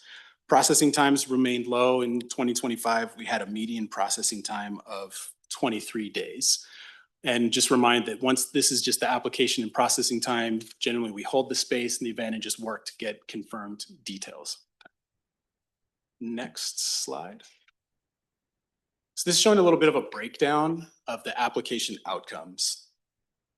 You can see that the outcomes for all of FY '25, we had about 75 of those requests that were permitted. Some applicants withdrew or their activity didn't require a permit, and only 16 applications or 7% were denied. Some of the common reasons for those denials range from scheduling conflicts, risk or safety concerns, wildlife disturbance, or significant disruption to the public's use of the benefit of the site. Next slide, please. Of those 175 applications that received a permit, here you can see the breakdown by total activity. 2/3 lands in events or education, with science and research being another big bulk. And since we're focused on the film industry today, it's helpful to note that this category includes all commercial documentary and student photography or videography. Everything from feature films and commercials to student projects and professional portrait sessions. Next slide, please. So let's look a little bit at the application processing time for film and photography applications. Similar to the other slide on processing time for all applications, we're comparing an applicant's lead time versus the overall processing time. And I forgot to mention that the processing time is on the left and the advance notice on the bottom. Sorry, I didn't describe what's actually on the graph in that last one. You're probably like, what is all those dots? Grouping down to the bottom left means we're turning them over quickly and we're getting those quick lead times. So it just shows how responsive we are on these. And you can see that all the applications were processed well before the activities date, even on some of the short notice. Next slide, please. So here's the breakdown and outcome of those applications that we got from the film industry this past fiscal year. We received 16 for film and photography activities. 7 of those were permitted, 6 withdrew their applications. 2 of them didn't require a permit and just 1 was denied. So hopefully this gives a little bit more of a foundation for how our permitting system works. And with that, I can take questions or just pass it back to Andrew for. I can finish up our slide deck and then we can get to some of our invited guests as well. So next slide. I wanted to talk a little bit now. John's given an outline of the process and some data. I want to talk a little bit about what we've been doing and what our next steps are moving forward. Since the resolution passed, we've been having internal conversations with staff. We've been reviewing data for the current program state. We're bringing more focus and attention to potential issues as they might arise, reviewing feedback in detail to understand some of the pain points and gathering information about filming throughout all of Metro's sites and venues. And, you know, I want to just note right now as we go through the rest of this presentation that I've been really impressed with the staff in Parks and Nature who are processing these permits every day. They work really hard to process permits as quickly as possible, and they shared some stories about how challenging it can be to balance competing priorities. And I think one of the advantages of this resolution is it's bringing some clarity to some of these challenging issues that they've been dealing with at a staff level and helping us to elevate those so we can get some policy decisions. Well, we haven't yet instituted a new process for our special use permits in parks and natural areas. We have talked about the need to prioritize permits that have a positive economic impact on the region. Next slide. So I'm going to talk just briefly about some areas needing further guidance, because as we've worked through these conversations, there are some areas that have emerged where some clear guidance would be helpful. The resolution that you all passed really introduces economic development as a new consideration in Parks and Nature's permitting decisions. As we've talked through this internally, we've recognized that successfully integrating that new priority with our conservation mandate is probably going to require some additional council guidance and shared expectations. A few specific scenarios where this tension is showing up in our permitting work, and I wanted to flag these because these are real life scenarios that our staff grapple with and that I think we can help provide some guidance around. As you heard from the industry, and we talked with them last year, they move on a very quick time frame, and we often get requests for very quick turnaround and access to decision makers. And I completely understand that pace, and we as a government want to be responsive to that pace when we can. However, our process also sometimes involves technical review by specialists who may be spending the bulk of their time out in the field. And as a result, those rapid approvals are not always possible. We've begun internal discussions about how can we ensure quick access to a senior level decision maker, at the same time not shortchanging some of that technical review, which is going to be really important to ensure that we're making decisions that are good for the natural areas and also good for the industry. One of the things, it was a new thing that I learned. I think the industry is very familiar with it, and our special use coordinators as well. But we often get requests for what's called green dressing. And so this is where a producer might find a really beautiful site, and they say, but you know what would make it perfect for our shot or our film or our commercial is if we could put in a couple more bushes or plants or trees or something else in that area. And that creates real challenges for us, particularly in our natural areas around non-native species, around soil disturbance, around habitat impacts. And so this is another area we want to be really open to creative solutions. We know the industry wants to do no damage at all. They talk to us, they want to come in and leave no trace. And yet sometimes it may still have an impact that our science teams may look at and say, you know, we have some real concerns about that. And it may take a little bit of time to work through what is possible and what's not possible. And a third area, which I just find really interesting and would love to hear a little bit more from council about, is this question of bumping community groups. Sometimes the industry will come in and a site will be booked. And they will ask us, I think quite reasonably, they'll say, this site's really important to us. Can we talk to, or can you talk to the people who've booked this? We are perfectly willing to provide some financial compensation for these folks if they're willing to move. And I can see situations where some of our guests would be very, very open to that. They'd say, wow, oh wow, $500 to move my, picnic or whatever was scheduled here to a different date or a different location. I'm completely open to that. Other community members may be less open to that. And how we navigate those conversations and approach those folks, I think is something that we're beginning to work through ourselves as these requests come up. Next slide. I wanted to talk briefly about some things that are going well, because alongside some of these challenges that come up, there are some examples of what's working well. And we're hearing positive feedback from staff. We're hearing positive feedback from some of you as well. As John mentioned, in 2025, we received 8 permit applications for film. And actually, I think that might have been 24, 25. So this may be the next year's data. We received 8 permit applications. None were denied. 5 were successfully permitted for film and video. And we have had a number of success stories. And one of those that I wanted to describe, if you move to the next slide, is the movie Twinless. I have not seen this film. Some of you may have. It premiered at Sundance and is a dark comedy that was set in Portland about 2 young men who meet in a twin loss support group and form an unexpected friendship. And in 2024, the production team for this feature film, Twinless, reached out about filming at Lone Fir Cemetery 17 days before their requested shoot date. In order to help them meet that timeline, our staff began review and coordination before the full application was submitted. It was delayed once due to some winter storm closures, but with continued communication and flexibility, they were able to film successfully on January 30th. I've now put this on my list of films to watch, and I hope you do as well. But I think that's a real success story. We were able to work quickly through something and I think find that win-win. Next slide. This is my last slide. I wanted to talk a little bit about next steps that we're thinking about as we move forward. And this is based on the conversations we've had, based on the resolution, and based on what we've learned so far. We want to do more direct engagement with film industry stakeholders. We started some of those meetings last year. We want to really make sure we fully understand their needs, their timelines, their decision cycles, and that we're communicating very clearly about what's feasible in our parks and nature spaces.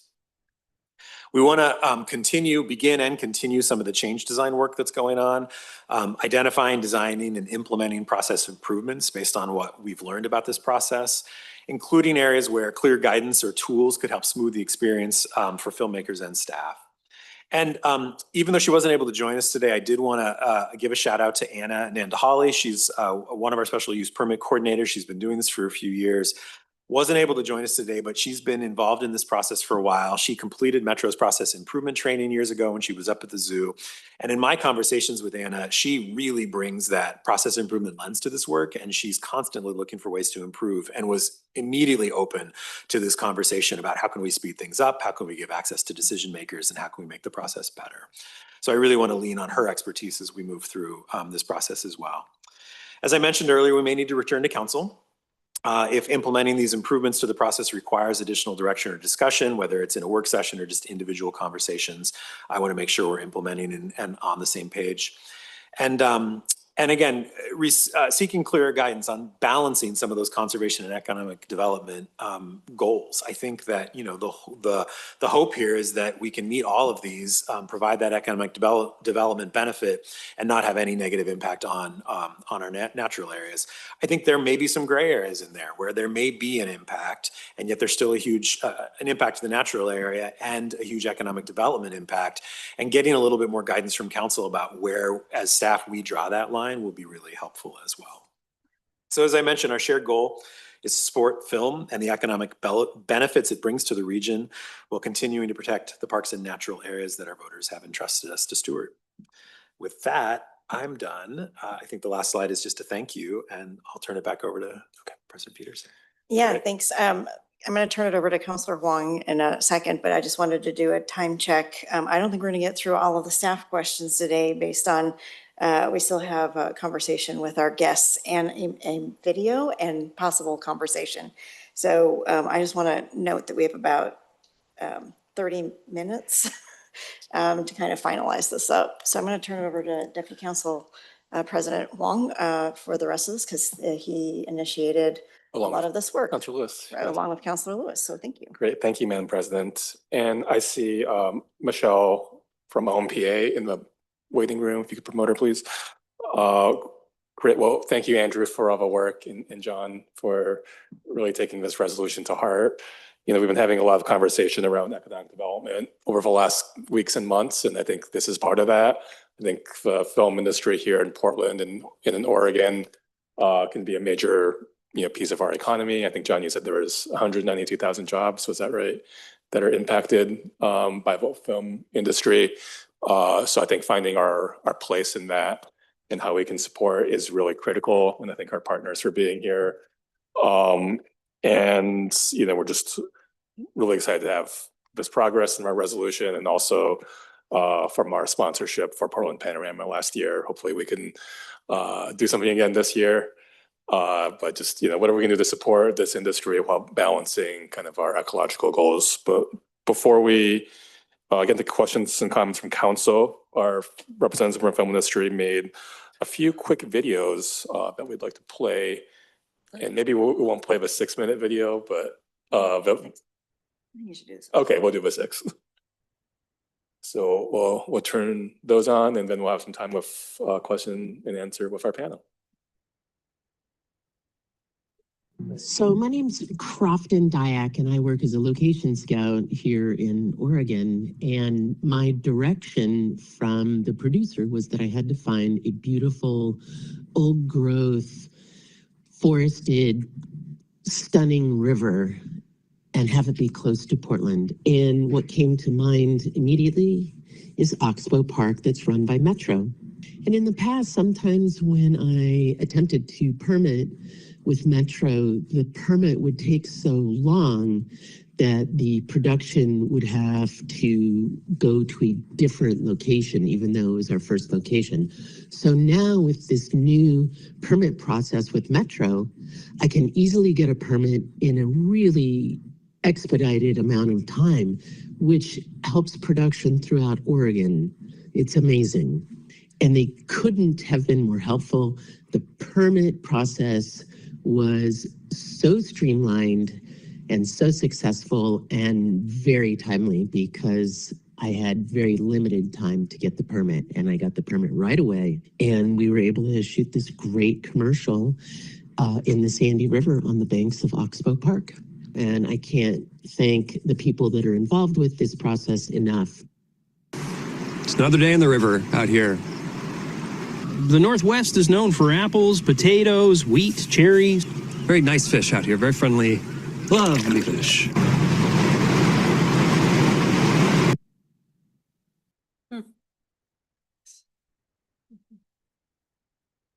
More videos.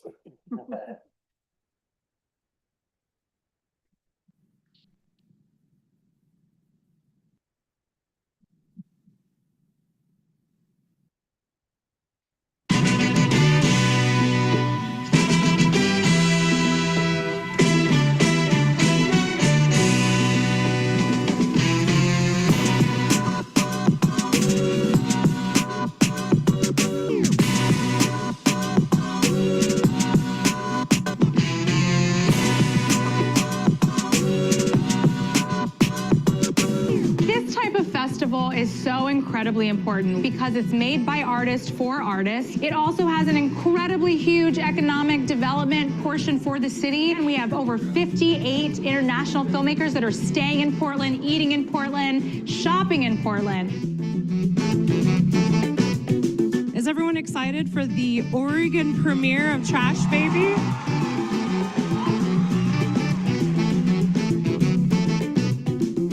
It was clear to me that Portland needed this, and we needed a place to gather, and when Portland shows up, y'all really show up. So thank you for that.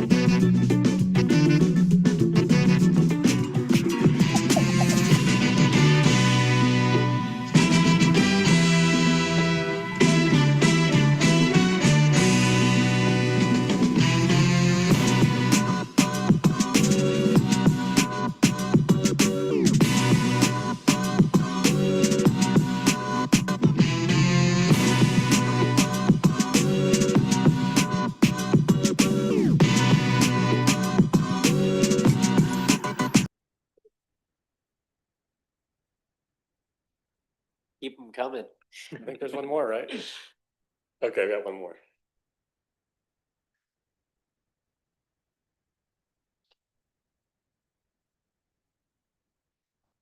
There are many valuable location assets in Oregon that bring in more than $303 million into the state every biennium.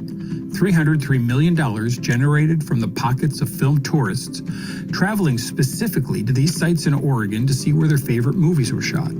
The Goonies, Twilight, Point Break, Portlandia, Stand By Me, The Shining, Wild, and many more. These film-inspired travelers make up what is a $66 billion global film tourism industry. Globally, over 105 million people a year are inspired to travel by what they watch on their screens. Film-inspired tourism, or set jetting, has surpassed social media as the most influential medium to motivate travel. But don't just take it from us. Expedia Group, American Express, and Skyscanner have all independently named set jetting as the top motivation for travel in 2024 and the foreseeable future. The economic impact of a film on an area begins in production.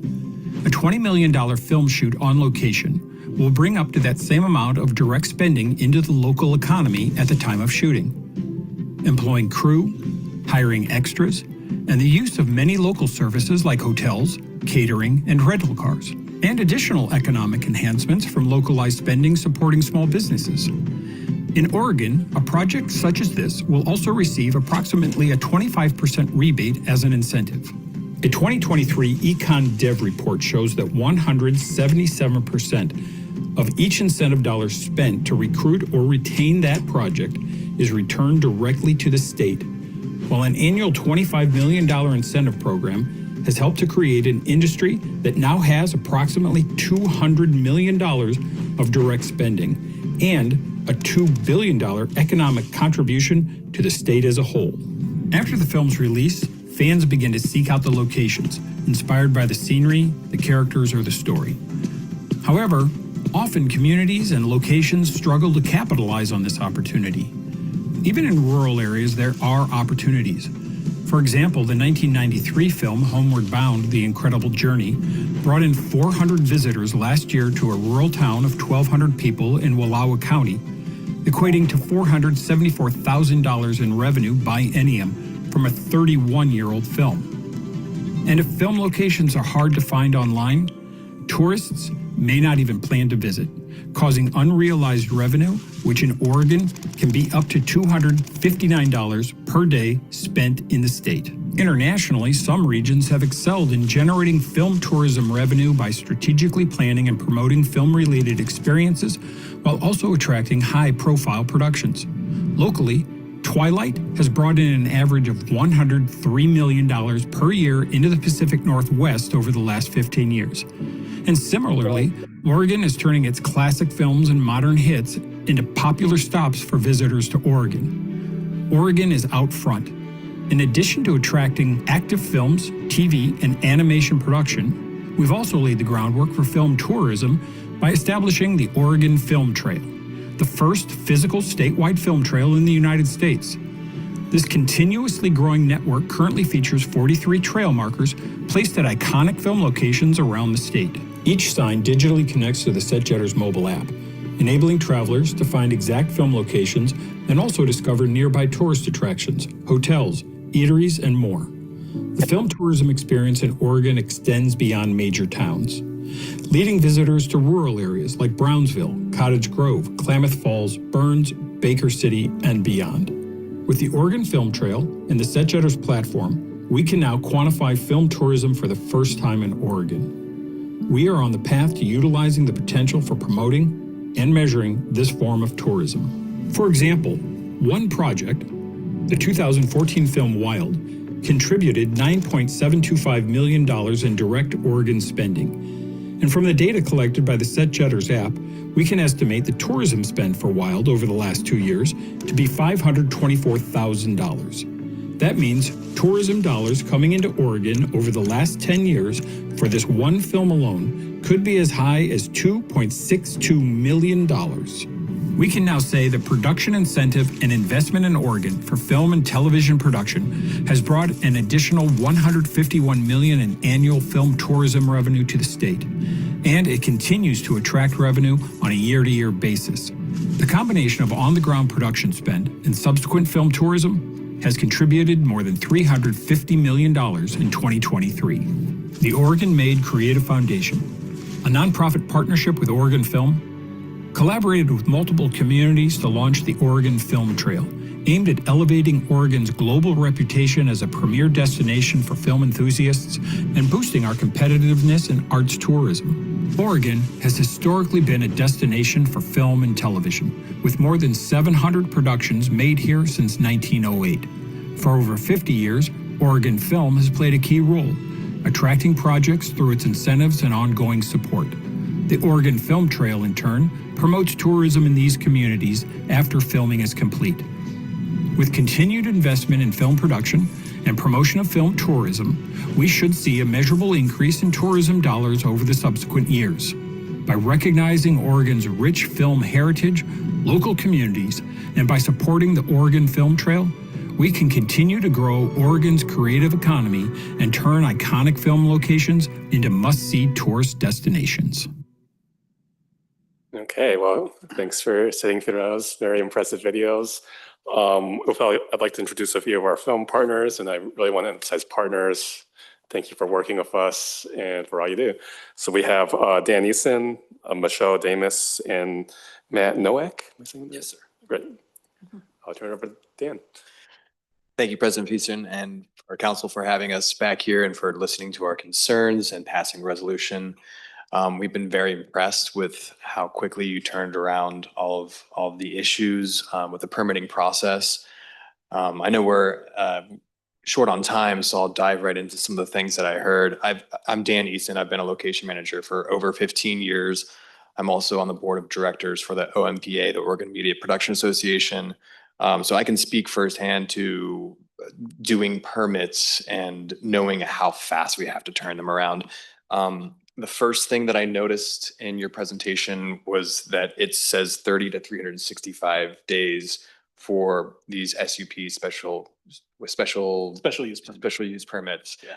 I think that that's a scary number looking at it, because the next thing that I saw was that there's a 7-day median for processing when it came to film and television or commercial specific, which shows that you can turn it around faster. And when we ask for faster turnarounds, it happened, which is great to see that. But I think just like sticker shock for larger productions is what's going to turn away the big companies that have all the money. They're going to say, well, this application says 30 to 365 days.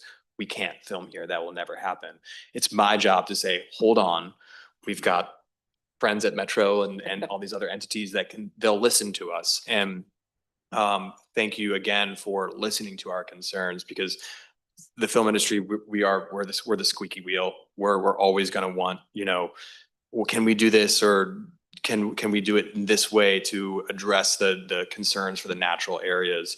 So it's great to see that there's a faster turnaround. 7 days is much more reasonable. I think with Oxbow, they turned around their permit in 3 days, which is great. That's amazing. So seeing that you've adapted and listened and you've proven that it's gonna work for us, which now we can tell these other location managers like Matt, who I've worked with on lots of studio productions, that metro properties aren't off the table. And there's so many properties, both urban and natural. We can go to these bigger companies, whether they're studios or it's, you know, a tech company like Apple or Intel or Nike, whoever. They've got the money that they're going to employ people with higher paid jobs, especially with the studio productions that do film and TV. Those are the productions that they're living wage jobs for folks in our industry that they pay pension and healthcare with the union jobs. And that's what brings people here to Oregon to come film and then stay here. And so we're their taxpayers that will stay here because they'll feel like there's more consistent, high paid jobs in this region. So now that the word can get out that it's not 30 to 365 days for a permit turnaround. Can clarify that too. Yeah, please do. Yeah. We asked for folks to submit requests within 30 to 365 days in advance. The actual processing time on average is 23, and with film it's 7. So that 30 to 365 days, that's how long we ask people. Like, if your event is within those windows, like, please give us that like longer window to process. So that is not how long it takes to process. Right. That's just when we request those types of applications to come in. Okay. Yeah. Generally So clarify. Yeah. Yeah. Just generally speaking. Yeah. Okay. Yeah. Cool. Well, that's So it doesn't take that long to Yeah. process these. Also, sometimes they're left open, so it looks like it's taking longer, even though we've gotten to yes and we're like finalizing details. So the data set doesn't show from the date the request was made to when they actually get the yes. It often just closing out my little details and things like that. So it can be misleading in that. But throughout the whole process, we're ideally in conversation constantly about what's happening, what's needed to help get to that yes for all of these requests. And part of that conversation, as I heard Andrew mention, was that there's interesting things that will come up of like, well, there's a community group that's already got a reservation on this picnic area or park or whatnot. And those bigger productions will say, what do we have to pay to buy them out? You know, it's a quinceañera or a birthday party, whatever it is. They'll say $500 to each group or $5,000, whatever that number is. They'll bend over backwards, and that is money that's going into the community. And just having that ability to ask that question and entertain it would be great. Can we rent them the ballroom at the high, you know? Right. We can get them something, we could, with an opportunity to offer an alternative would be really helpful, yeah. Yeah, so having the ability to maybe not having direct contact, but presenting outside of the box solutions, creative solutions to community members. Also, when it comes to natural spaces, you mentioned the greens department, which, yeah, that's scary. I'm the son of 2 horticulturalists. Like, that's when you're bringing in another kind of plant into a natural space that it doesn't belong there. Noxious weeds. Right, exactly. Species, all those. Or trampling over areas with a crew of 60. Well, can we bring in 2 people that's just the actors and stay in the parking lot and film it from that angle? So having those creative solutions will always work for that. And then in terms of economic development in general, I think it is important to be thinking beyond just the natural spaces and the urban spaces. And thank you again for your support with Portland Panorama. As you saw that video, we really ignited the community, and it wasn't just in theaters. It wasn't just in restaurants afterwards. It was music venues. It's a time of year when folks really need to wake up. There was a Netflix film that I location managed in 2024 in the summer. And we had a director who came in from the UK, a cinematographer who came in from Barcelona, and they're looking for places to eat past 9 p.m. because we're scouting at night and there's nowhere to eat. Well, Panorama is a perfect excuse for us to wake up the community, get people out, flood the streets, the small businesses, the venues, and give them a reason to go out. And they're spending dollars, they're shopping, they're eating, and they're staying out late. So we're kind of the springboard for that to really get our urban spaces and our community to get back on the map and wake up and keep that spending going late. So I appreciate your support in the past, and it would be great to have some support again as we go into our second year, because our first year was a smashing success, and it was really it's important for us to continue to grow. We expect to double our ticket sales. It was like 4,600 at our first year. We're on track to doubling those, and we want to keep the community going with that. So thank you. Thank you. And I see Michelle has a hand up. Hi, Michelle. Hi, I just wanted to echo what Dan was saying about what a program like Panorama or a big film festival can do for our area. And I know that I'm going to take a step back. My priority is to make Oregon the best place in the world to tell your story, whatever that may be, and put food on people's tables, to have our workers all be working regularly. And we can contribute so much to the tourism and other things about our city, and have people move to our city, visit our city. And a program like Panorama is really important, because just like Tribeca or Sundance or Cannes, that those have become huge, huge staples of what a community stands for. And this is a big opportunity for us to show off our city, to invite a ton of creatives who are always active on social media, in their stories and their storytellings and communicating. They can be our biggest supporters, along with the actors and the other talent that comes in, and anyone that visits our city for a production. Some of you know Criminal, Luke Evans. Him alone, his posts about Portland and Oregon and how much he loved it and saw it hit, I think the last count was 78 million eyes. 78 million views of beautiful areas around Portland and Oregon. We couldn't have paid for that. And so I think there's a huge opportunity for us to work together to attract projects here, to attract people. 39% of all travel is instigated by a film or television show. And a lot of people choosing where they're going to move and raise their family.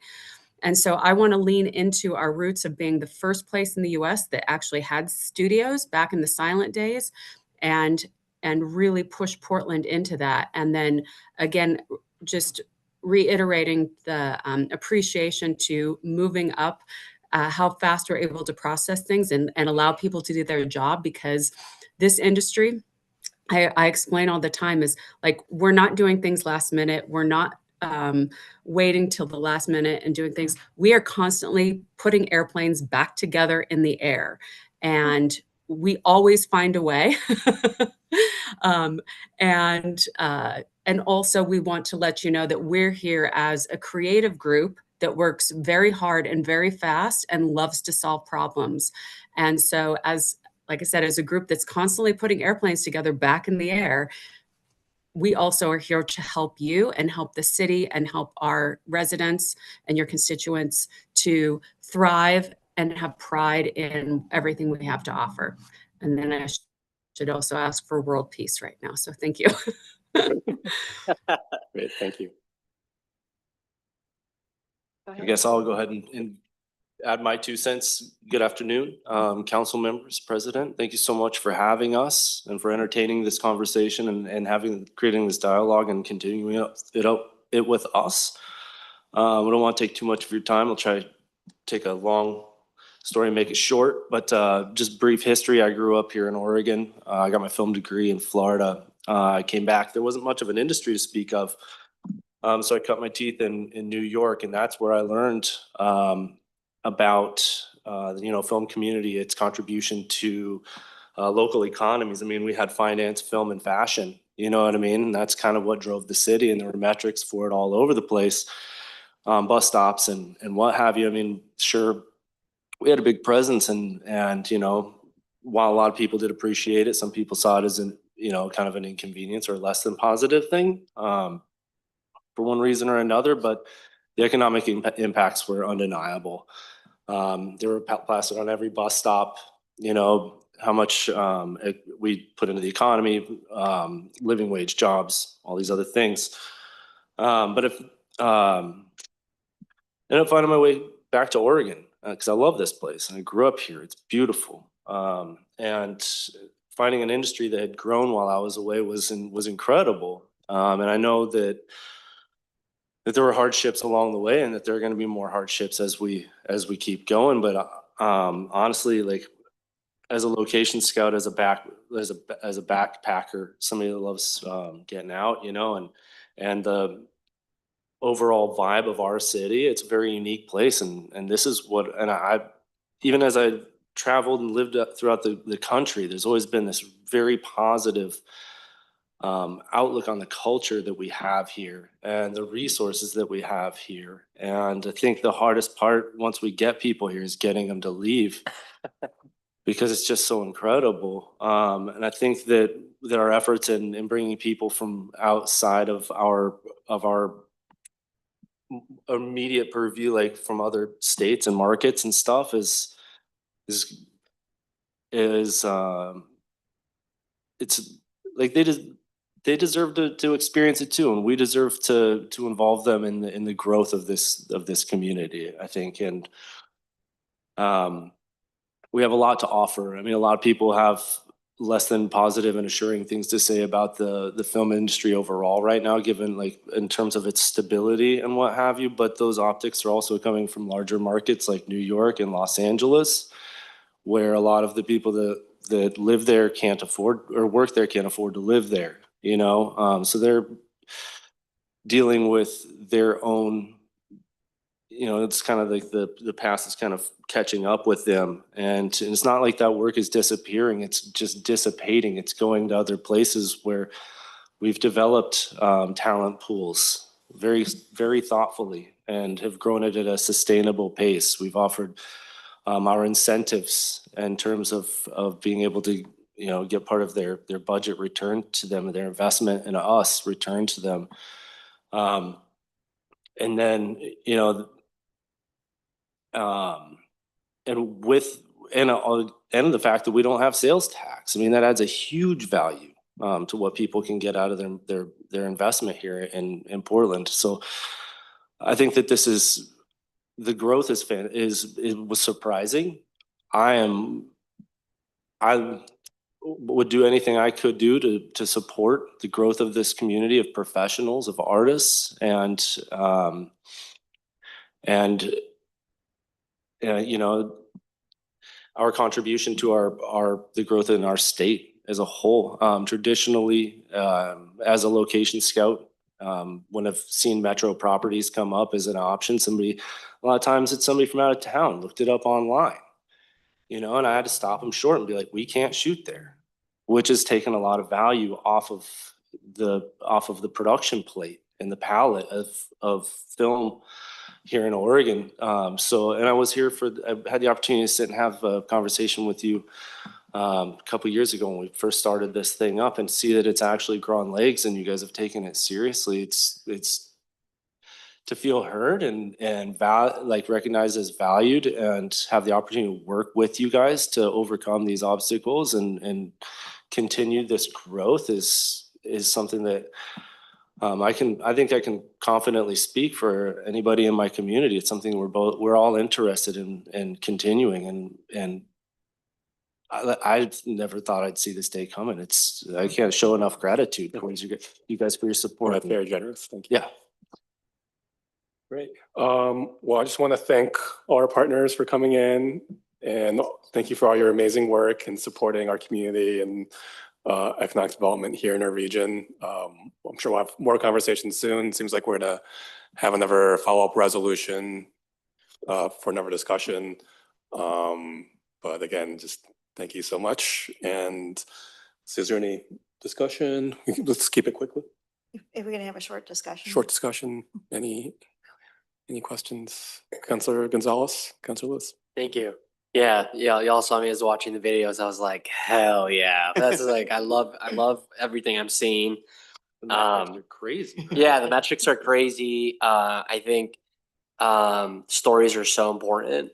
And when I think about Portland and greater Portland, there's a lot of stories that are being made about us in very powerful cities on the East Coast. And I think that us continuing to build the tools and the resources to tell our stories and have platforms to tell like every shade of the quality of life here is so important. I think our neighbors to the north have done a really good job in Seattle. I mean, like I think of some of the iconic shows and movies as well. And I'm like, hopefully someday we can have a show that goes like mega viral nuclear, like Grey's Anatomy or something like that, right? So I do think that on a cultural front, like as our city grows up and as our state, air quote, grows up, she just had a birthday 3 days ago, right?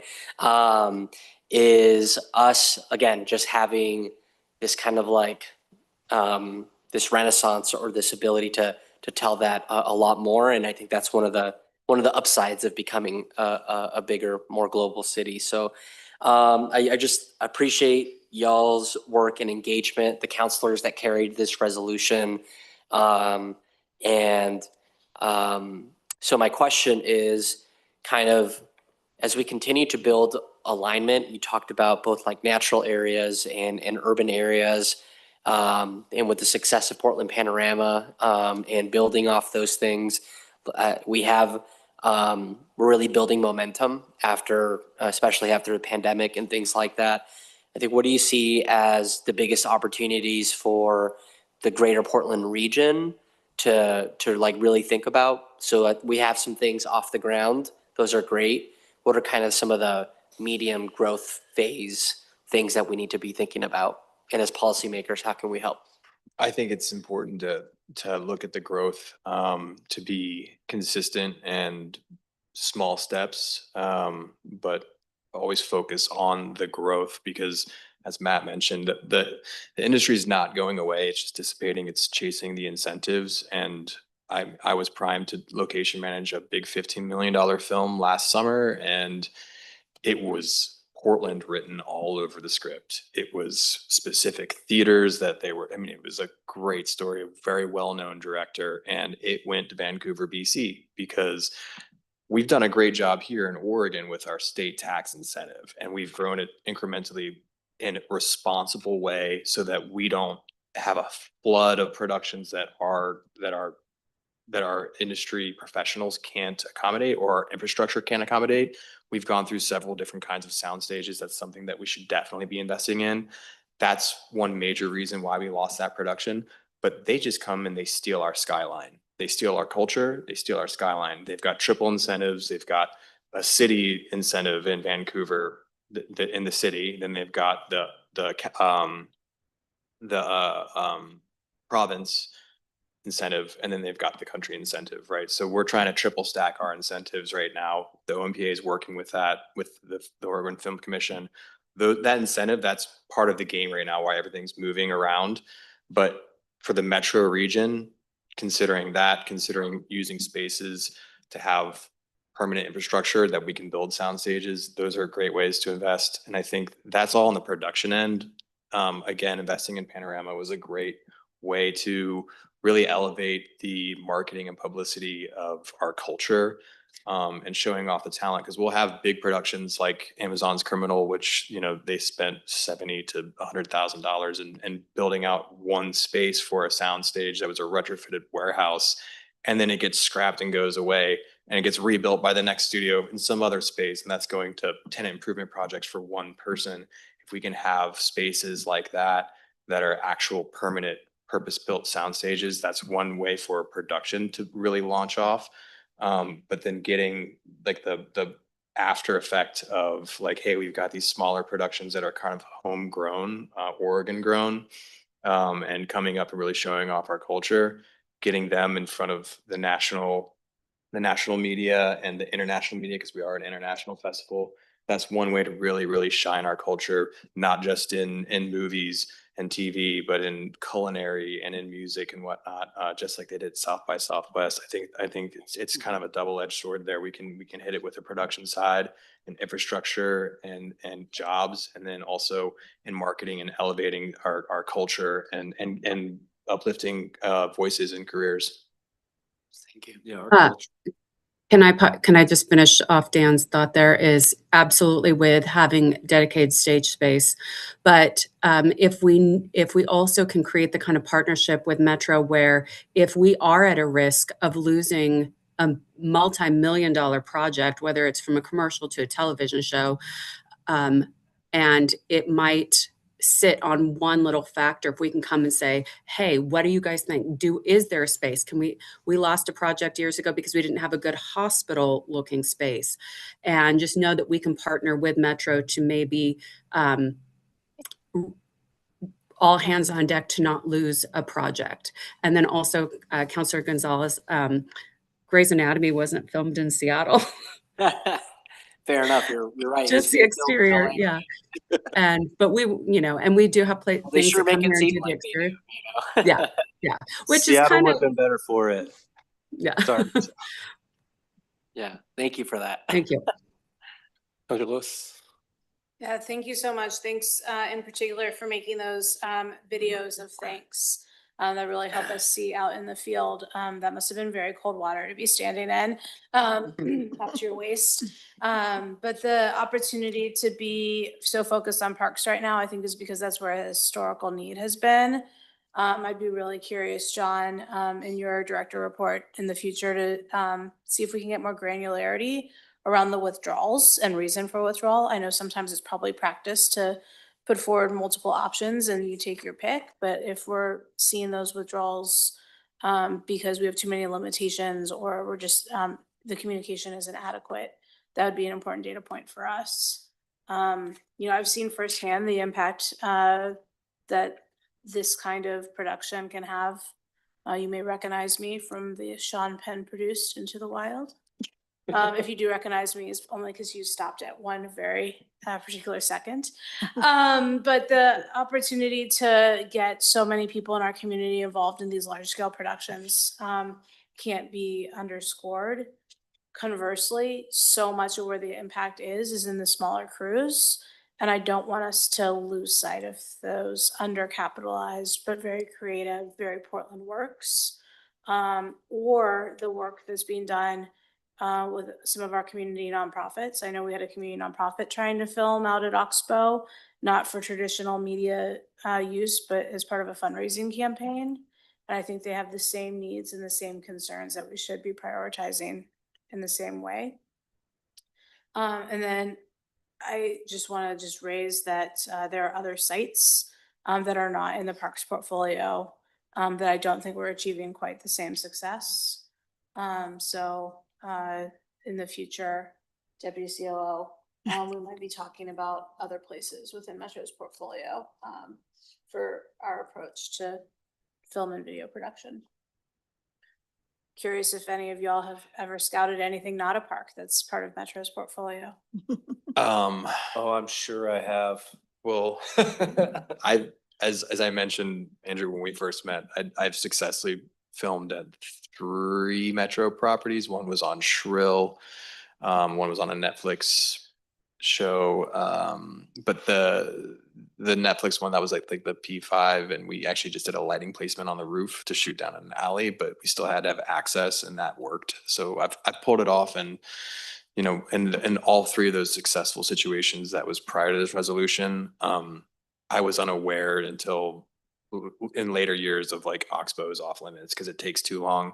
But specifically in terms of parks, and a question to your question about the withdrawals, because I actually had written down that there was 6 cancellations in 1 year, and I wanted to just kind of touch on that briefly because I want to acknowledge that when agencies for commercials or studios and directors for TV and film are considering spaces, they're looking at a lot of spaces. And so it will run down your staffing time for, we entertained this for 7 days, and then the day before they pulled out. And so I want to acknowledge that that's going to be a challenge that we have to, on our side of the industry, own. I don't want to pretend like it's not a thing. It's going to be a back and forth where you're going to waste time on us. And I want to acknowledge that because sometimes it is not just around the creative, it's around the logistics, around the proximity of, well, if we go to this location, we have to be nearby this location. Yeah, scheduling or whatever. So I'll put that out there because it's going to be some work where we're going to have to work both ways, and we can continue having these conversations with the OMPA, and we at the OMPA, we organized location managers to say, hey, like, let's continue these conversations. Cause we move fast. And as Michelle said, it's like we're putting together the plane in the air, and that can be frustrating. I think the other thing to consider is, especially in the height of the filming season in the summertime, the days are longer. We'll film sunrise and sunset. And we might split into 2 units, and we invite having site reps and people who are professionals. We want and almost need that of like, can we step here? We don't want to break the rules. We don't want to disrupt the environment. And so if there's 2 shifts, early shift, late shift of folks from your organization that can be with us during those really, really long hours, it goes beyond 12 hours, and splitting those shifts, that's going to be a thing we're going to consistently want. That's a welcome condition that productions would be happy to take care of if it was something that was, you know, and for us, and maintaining sustainability and stewardship of the properties that make Portland great. And we've been given the grace to film at, you know, like having an extra set of eyes to help us in that mission and continue keeping that door open is great. Yeah. Councilor Rosenthal. Yeah, I really don't have too many questions. It's just a comment. First of all, I'm glad to see that the resolution we passed last year, that the parks has been able to respond, and we have such a positive response and quick turnarounds, and be able to respond to the needs and to, you know, foster to a certain extent the economic development that is associated with this. I mean, of course, we're sort of a small player. I guess my curiosity is there room for like the state and some of the counties and some of these other places that have far more park properties or far more sites than we have in Portland Parks, for example? Is there something they could learn from this process? We've made some adaptive changes. Are you getting the same benefits from other entities? I can speak to the Forest Service. I've been working with those guys a great deal. We've been historically, especially when we're coming in with larger productions, their knee-jerk reaction is just to shut us down and tell us no, because what we're proposing to them is outside of their wheelhouse. It's kind of daunting, you know? And they've recently got a new permit officer, and he's a younger guy who understands the value of what we're trying to do, both economically for the state as well as by creating jobs for us, you know, and also realizes that our use of those spaces don't generally differ too far from the use of the public of these spaces. And these are dialogues that I'm continuing to have, and a relationship I'm continuing to develop in that particular space. There are other entities to reach out to, I guess one bite at a time kind of thing, right? But we're working with my work with the Forest Service, and specifically it's been trying to take a no and give us a yes with conditions. And if we can figure out how to creatively fit ourselves into that shoe, let us fit ourselves into that shoe, you know, because like Michelle said, we're constantly putting the plane back together while it's in the air. We're constant problem solvers. We're tenured for doing this. I've been doing this almost 20 years, almost half my life. A lot of us have been doing it for a long time, and we're built to do this. We were built to problem solve on the fly. We were built to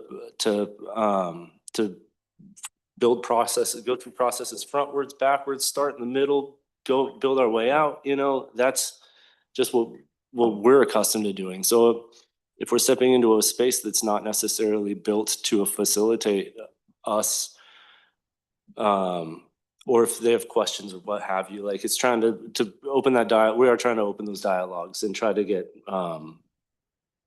open those doors and get conditions rather than just being turned down, and prove it and having opportunities to show that we can operate with opportunities. I think that other counties really should look at this process and use it as a case study, and it's been great. Like, we came with problems, y'all listened, made the resolution, there's the solution. And we can't thank you enough, you know, for just listening and actually adapting and understanding all the complexities. The last time I was here, y'all articulated the many aspects of what the issues were and the importance of our industry. So I think other counties can really look at what Metro's done here and say, we should do just like them. And one last thing, reputationally, that any group or area that has worked with us and has been open to understanding what we do and have helped us solve problems, and that word gets out, and so the work will start to go where it's easy to do your job, where they're like, nope, they get it. It's same thing with like a hotel. Like these hotel people get us. They understand if we need to make changes. They understand all that. We're going to use them. So it's the same thing with this. Is so, as we all know, Nordstrom has been historically great for their customer service. So can Metro or any provider of things that we need become that Nordstrom of our industry of like, we can count on you, you can count on us.